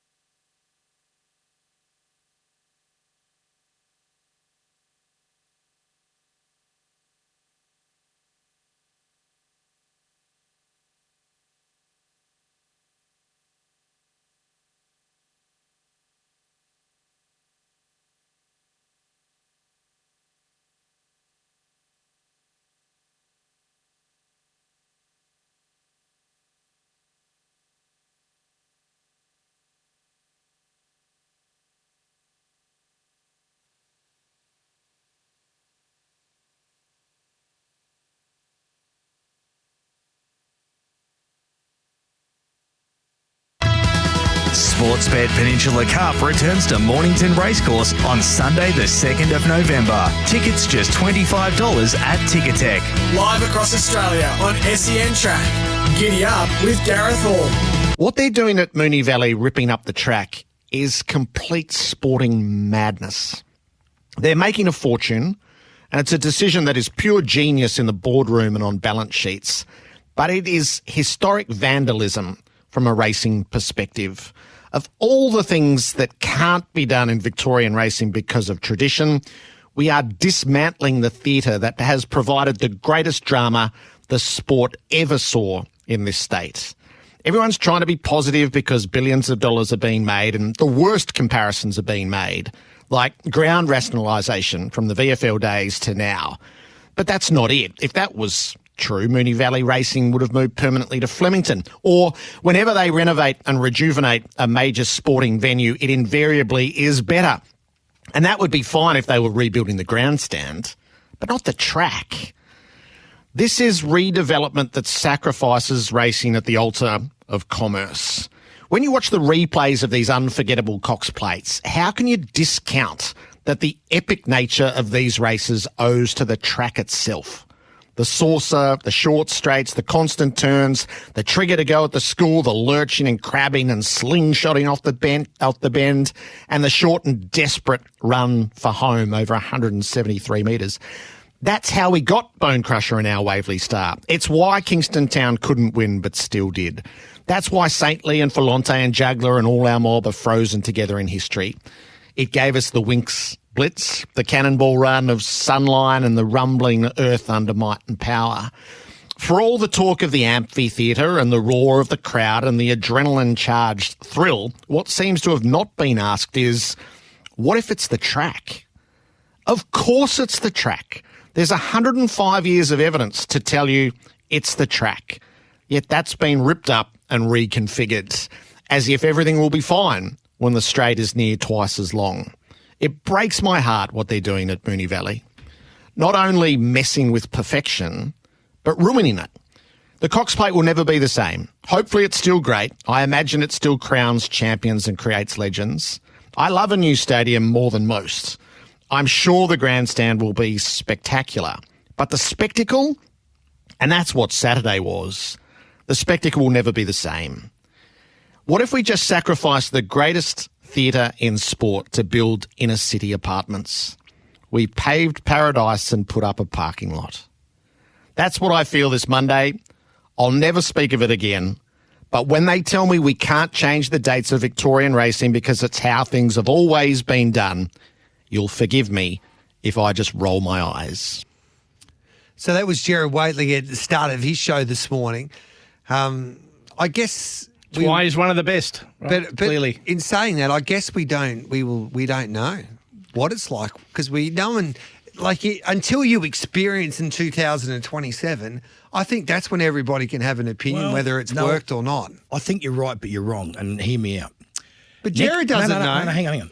Next year, you will find out about this. We're going to keep this one in the archives and play it this time next year because next year is going to be at Flemington. Yeah, but that doesn't. And no one's going to argue that Flemington's the greatest racetrack in the Southern Hemisphere because you'd be pretty brave to say it's not, because it is. So the Cox Plate's going to be at Flemington next year. So that's going to change the demographic of it. But you're right. 2027 is when we're going to have the new racetrack, and you do know what it's going to look like. It's going to look like Doomben. That's what it's going to look like. Don't think it's not. That's almost how the circumference is going to be like Doomben. So from a pure trainer's point of view, as far as the like what Gerard said about the grandstand, about the the infrastructure, it's like going to Caulfield. I love those race day stalls. I'm not sure what the public think of it, but I love those race day stalls because the old race day stalls was Scheisenhausen. So having something brand new is fantastic. So having the brand new stalls at Moonee Valley, I mean, there was nepotism there on Saturday, and there was a pothole in the rubber where he was, and 2 stalls down was, dismantled because they weren't spending the money. So we need to do this, but as you said, Johnny, that's why Gerard is what he is, because 3 minutes he just said, it certainly, I was watching you, Johnny, and you just sitting there rolling your eyes going, wow. It was pretty... it's interesting to get somebody like Gerard to call that out. And again, we go back and we question Well, no one had a chance. Who makes no one had a choice. Well, who makes the decisions on club. these things, The right? club. And we get it because the club needs to put on a great show. They need to make sure that the facilities are fantastic so they can continue to get support and sponsorship and they can get membership and stuff like that. But at some stage, there needs to be, discussions around retaining the historical aspect of what it is, but upgrading, as Jared said. How do we do that with no money, though? Well, I mean, again, I'm putting my devil's advocate hat on here because the thing is, they're selling part of the land to pay for all this renovation. So if they don't sell the land, they just rip the grandstand comes down, the course proper gets ripped up, gets replaced. Flemington are doing this in 2 or 3 years' time, and they reckon it'll cost about $5 million to rip the track up and to replant it, right? So that's what that's going to cost, give or take, because the underneath infrastructure, most of it is already there. So they don't have what's a grandstand and race day stalls that going to cost? Hundreds and hundreds of millions of dollars.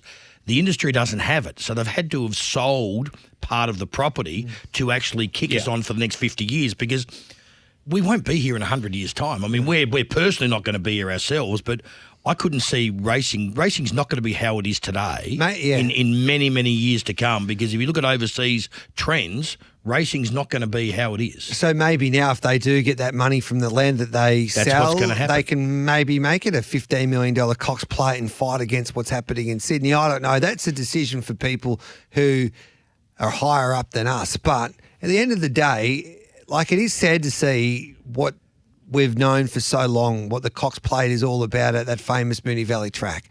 And it's sort of it's sometimes the punters can get frustrated outside of the Cox Plate, but the Cox Plate is the race it is because of Moonee Valley. Even you've said, Johnny, you hate Moonee Valley in a way. From a punting aspect, I find it difficult to bet there, right? I think Adam does an unbelievable job at the club with what he's got, and they've made. Do you know why? Yeah, but Adam Lennon's the guy that I know there. Do you know why, Johnny? Let me jump in. Do you know why? Because what happens is when the rail goes out, you can only have 8 and 10 runners. Yeah. You've only got, at the night meetings, you've only got 4 real chances because the other 4 just can't win because of the way that the track's playing, the way that it's going. And so by having the new track that's coming in, you're going to have bigger field sizes. So that's going to help people have more runners and things like that. And we've all been the Valley and we've all been dirty as when we've left the Valley gun. That was no good. The rail was out. Well, I had no hope. I went back. I should have gone forward. I mean, we were talking about, was it Dandy Kid that won 15 or 16 in a row there? Or 18, or not in a row, but Robbie 18. Griffiths' horse. Yeah. I mean, those type of legacies and stories are going to change now, right? But I suppose, as a young guy myself, long time ago now, I used to go to the trots. Yes, me too. So I'd go to the races on a Saturday and then we'd roll on and go to Moonee Valley Trots, and it was all the boys used to get out there and have a look, and I mean that changed clearly. Yeah. It's not going to be the same. So it's not going to be the same, but I suppose it's funny when you get older. Progression. When you get older, I said it before. I stood there with an Asahi beer, looking over the track as everyone was looting, and I'm thinking, Chautauqua rounding him up in a Manicato. Yeah. Chautauqua getting when Terry Bailey, the race caller, said a number 1 out of the Manicato, Chautauqua, the whole crowd booed that night at Moonee Valley. I mean, you've never been to a racetrack and people booed. So all these great memories are going to come flooding back. There's no. And that's going to be the end of that. And that's Jared's point, isn't it? I've got to get to these text messages, but at the end of the day, there's no bigger roar at Moonee Valley when there's 10,000 plus, like the Pride of Jenny and the Fiend Stakes, or like the many Cox Plates that have been run and won when they take off just before the school. But that's also because the track is so small and it's on top. And that's what's going to happen. The new infrastructure in the grandstand, Gareth, is absolutely on top. I mean, I've seen the plans, and the plans look brilliant. Yeah. They really do. So time will tell. In 2027, we can see if everybody's right or not, but I don't think anyone can have an opinion until they actually see it, because it could be the best thing ever. Now, it might not, and it's probably not going to be, but you never I will say, for the majority of race goers, excluding us, the people that were there on Saturday, they haven't experienced any of the stuff that we have over the last 20 years. What's the trots like, Gareth? You've been to Moonee Valley and you've been to Melton. Yeah, it's not the same at Melton. We all understand that. And Harold Park and Menangle. Yeah, and they tried to get back to Moonee Valley with the the new redevelopment, but I don't think they could fit them in. So the world's changing. It's not like it was 10. It's not like it was 20 years ago. So it'd be time will tell, I guess. No, but I suppose the difference was, like Jared mentioned, the VFL days. I mean, Moorabbin, Windy Hill, Victoria Park and Collingwood, those grounds, we've gone to bigger, better grounds. Yeah. There's no doubt about that. We've got a roof in Melbourne where it can be pouring outside and we've got better facilities. So it's been upgraded, whereas is Moonee Valley going to be a better circumference and track? The facilities will be better, but is the track itself going to be the same? No, it's not. We'll get to these text messages before we have to let you guys go. Disagree with Jared. The Valley is a nightmare to bet on. All go for the new track. That's from Mick. Gents, I've got a few great futures bet. We've read that one out. Charwolf not good enough. Pride of Jenny not good enough. Mr. Brightside not good enough to beat that field. Charwolf had a shocking season until his last race. Hang on. So did we talk about Brightside? Yeah, I think they wish they were in the Cox Plate. Well, it's the way the race was run, it would have been easy beautiful. in hindsight, of course, but obviously they probably might have thought, we didn't win, and he should have won. He was unlucky not to win the King Charles, but I'm sure they would have had a moment themselves, all the owners and trainers going, maybe we could have, should have. But let me tell you, getting the Sunday Herald Sun, the Sunday Telegraph, and the Sunday Advertiser, the bloody quaddie looked a whole lot easier on Sunday than what it did on Saturday morning. Let me tell you. Is the Melbourne Cup parade on? No, it's not. No. G'day, lads. How great was Saturday? Meet Mr. Hawks and the members after the race. He was great, not his day, but was a true gentleman. Go Dons. That's from Posty Troy. Also, the blogger was a great man. Hi, Wayne. Is there a spot for Federalists in the next Shrek movie? Eeyore. That's from Dazza. Good on you, Dazza. Yeah.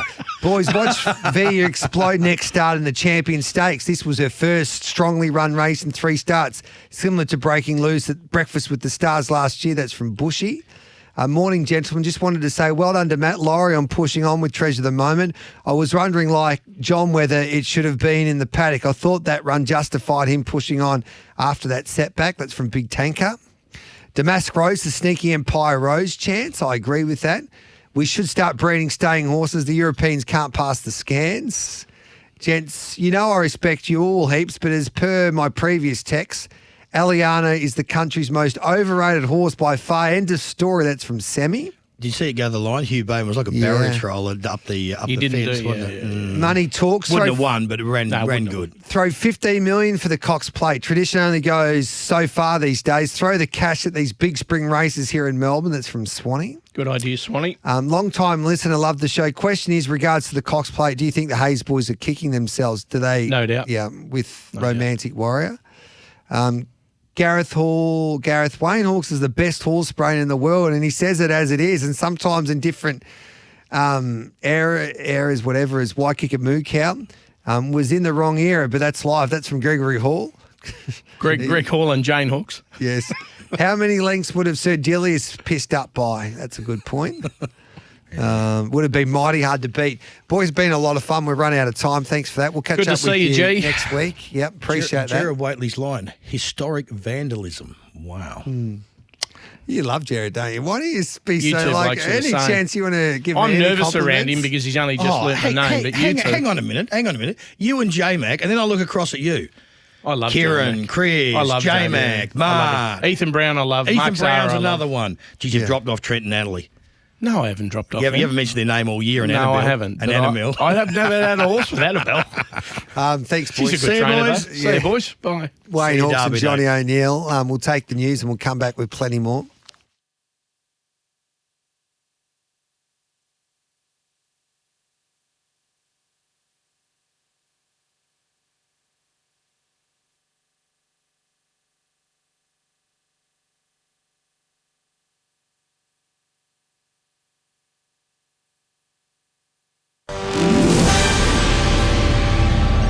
Powered by Signet, I'm Vanessa Gibson. Here's what's making SEN news this hour. Steve Smith will captain Australia in the first Ashes test in Perth after Pat Cummins was officially ruled out this morning.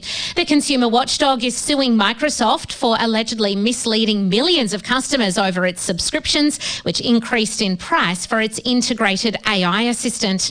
Prime Minister Anthony Albanese has arrived in Malaysia for the ASEAN and East Asia summits, and police in France are continuing to question 2 men arrested arrested over last week's daylight heist at the Louvre.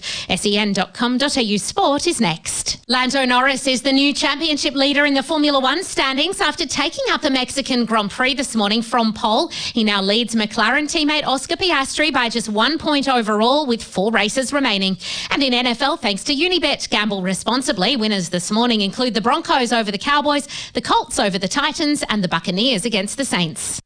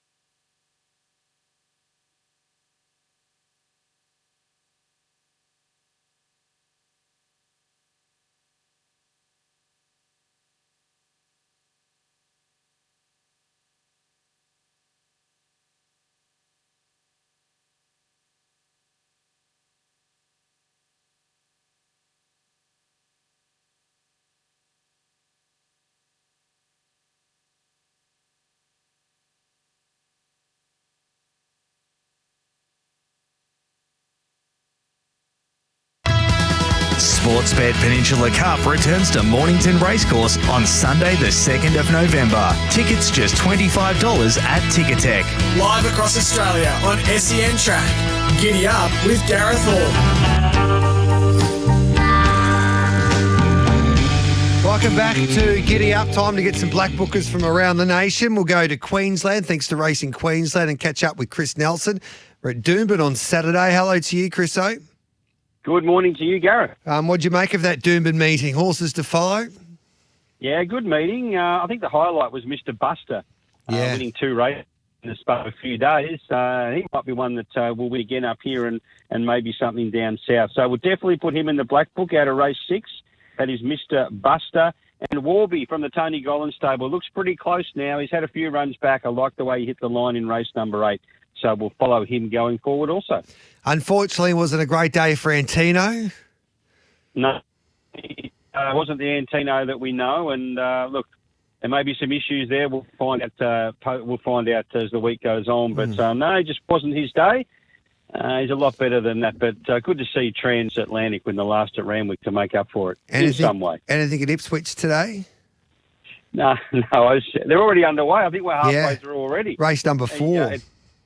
It's very, very hot there today, so I'll pass on that. It's nearly 40 degrees, so stinker everywhere up here at the moment. All right, then they're about to move into the gates for the 4th, so there you go. Thanks for that, mate. Appreciate it.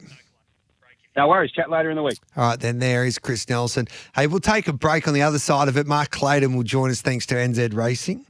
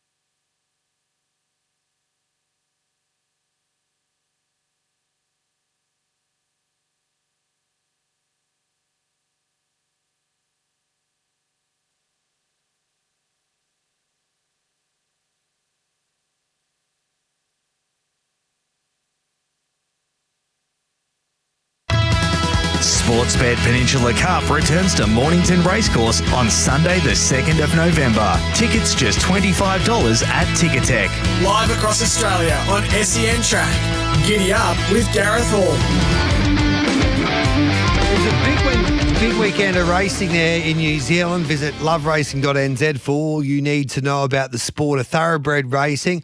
It was the Mark Walker show. Tiako Racing have a wonderful time of it. There's some great racing there today as well. Hello to you, Clado.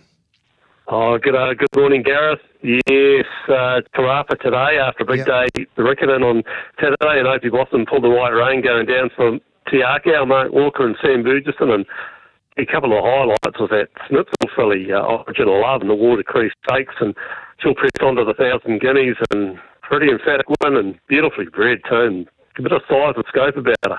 Yeah, they've got a good team in at the moment. Looks like they're going to have a big later spring sort of summer there, Tiako, really.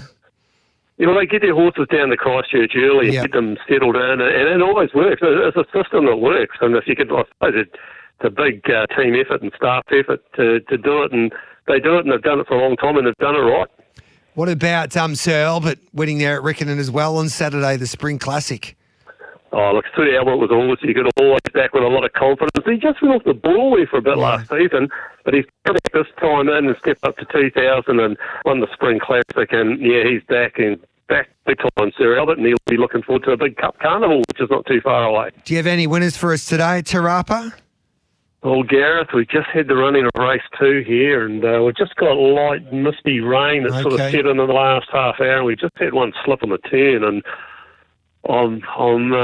look, mate, I don't want to be a doom and gloom merchant, but I'd say this meeting might be getting transferred because we did have a really good feature, another lead up to the 1,000 and 2,000 guineas with a James and Annie Sarton Memorial, which is race 5 on the card, and yeah, I just fingers crossed we go ahead, but just seeing some footage of the horse slipping and its back legs went, so I can't see how we'll press on today. How's this happening? It's something that NZ Racing's got to desperately look at. You can't keep having these meetings transferred and postponed. It's costing you too much money. You either get rid of tracks and consolidate your tracks and make sure this doesn't happen, but it just happens too often, unfortunately. Yeah, we've got some major problems in the CD. Some of the tracks down there are just not up to scratch, and we've redone a few and haven't done a very good job, but we have done a really good job at Ellerslie, and that track is just absolute magic, and the fields and the racing, and it's just it's a saviour at the moment. Ellerslie, I'd like to see them racing there every week, and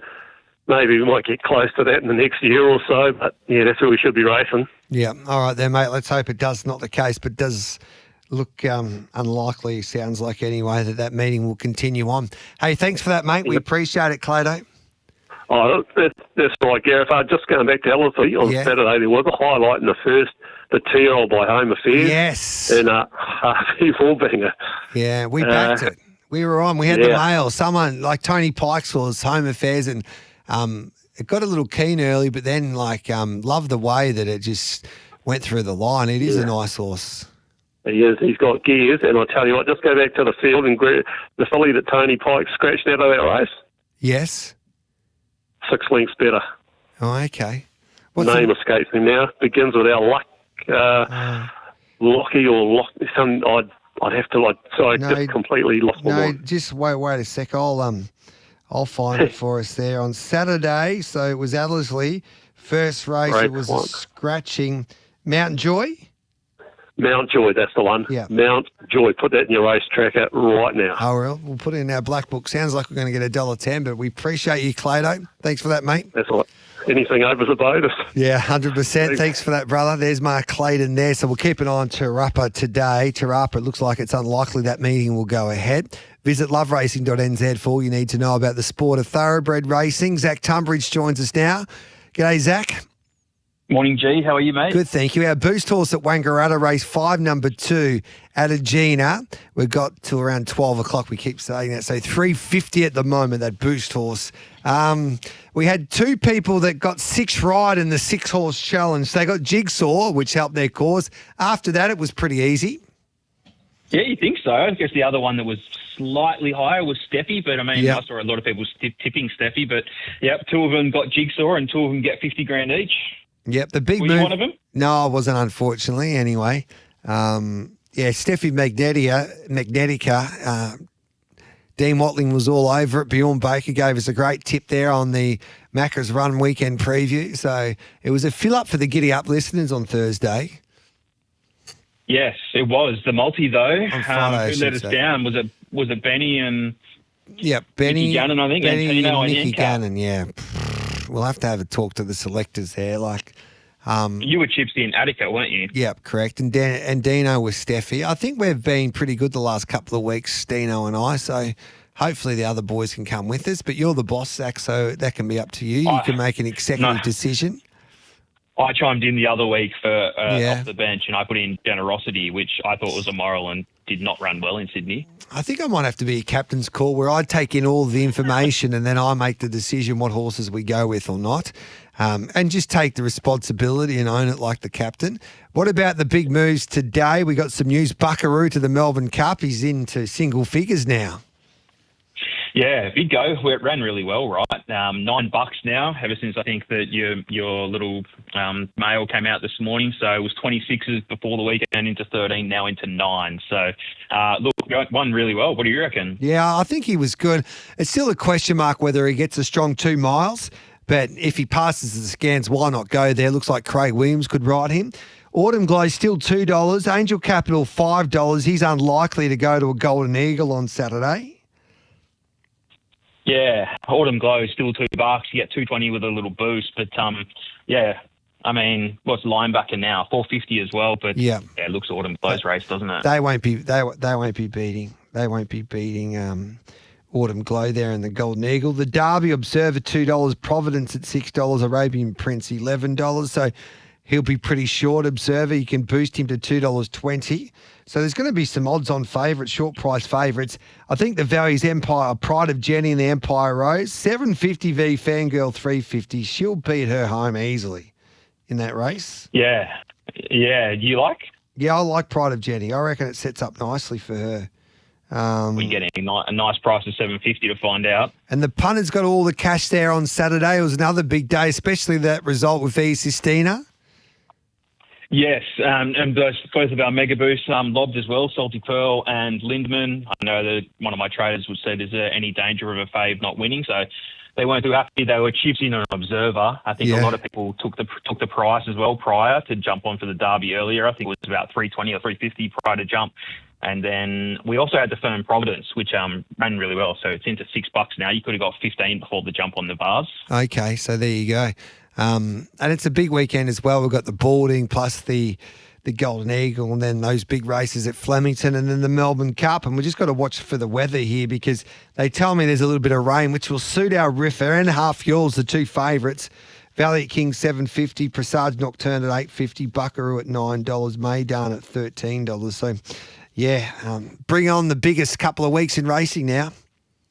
Exactly right. And if you want to have a look, we put up a new product on the weekend called Position Payout. Yeah. Probably a little. It's live in the US. In the UK, but it's on the Melbourne races. You can have a look on Wangaratta today. It's next to Same Race Multi. It's a way of betting. Probably a bit of better way to back each way horses. So you can back a horse to win, or you just back the horse outright, and then you get a better price the higher it finishes. So if it's a big field, you'll be able to see there.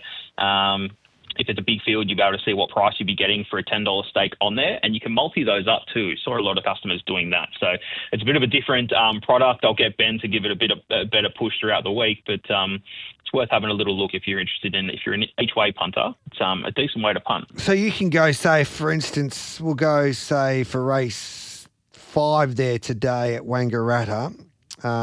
Yep. So you can go first. Yep. So you back the horse. You just back the horse, and then if it wins for a $10 stake, you get $20, $10, and $5. Okay. You can multi those up. So if you do you know what I mean? You just back the horse. You can see your return there for a $10 stake, depending on wherever it finishes. Yeah. All right. Then there you go. And what's the? Yeah, I can. So what's the maximum you can have on it? think there is a max there. It's No. just what we do have there. It's just showing you what you would get for a $10 stake, or you can change it to multipliers. So you can change that little toggle to a multiplier. Yeah, there you go. You'd be getting. That makes sense. Yeah. So if you bet out a Gina, you get 2 times, 1 time. Yep. Yeah, I get it. So a lot of people were multiing them up. I tried it on the weekend Yeah. and did a bunch at Melbourne. Yeah, it's a decent good. It's worth a little look if you like it. Big in the UK. Yeah, we'll talk about that on Thursday as well with Benny Calusi there for the Macca's Run weekend preview. Always fun catching up with you, Zach. We'll catch up with you, of course, in Melbourne next week. Yes, I'll be there. Thanks, Judy. Good on you, Zach. Zach Tunbridge there. Let's take a break. We'll come back and wrap up Giddy Up on this Monday.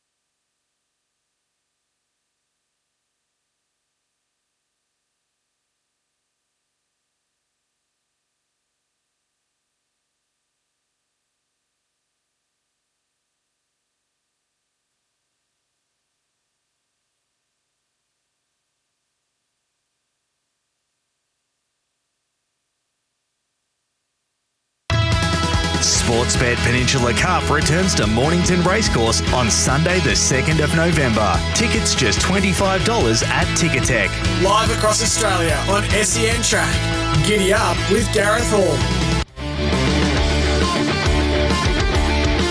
Welcome back to Getting Up. James McDonald was with Jared Waitley this morning on Waitley. We'll put that interview on our Giddy Up podcasts. But this is what he had to say about his Melbourne Cup ride, Maidan, who he galloped yesterday at Werribee.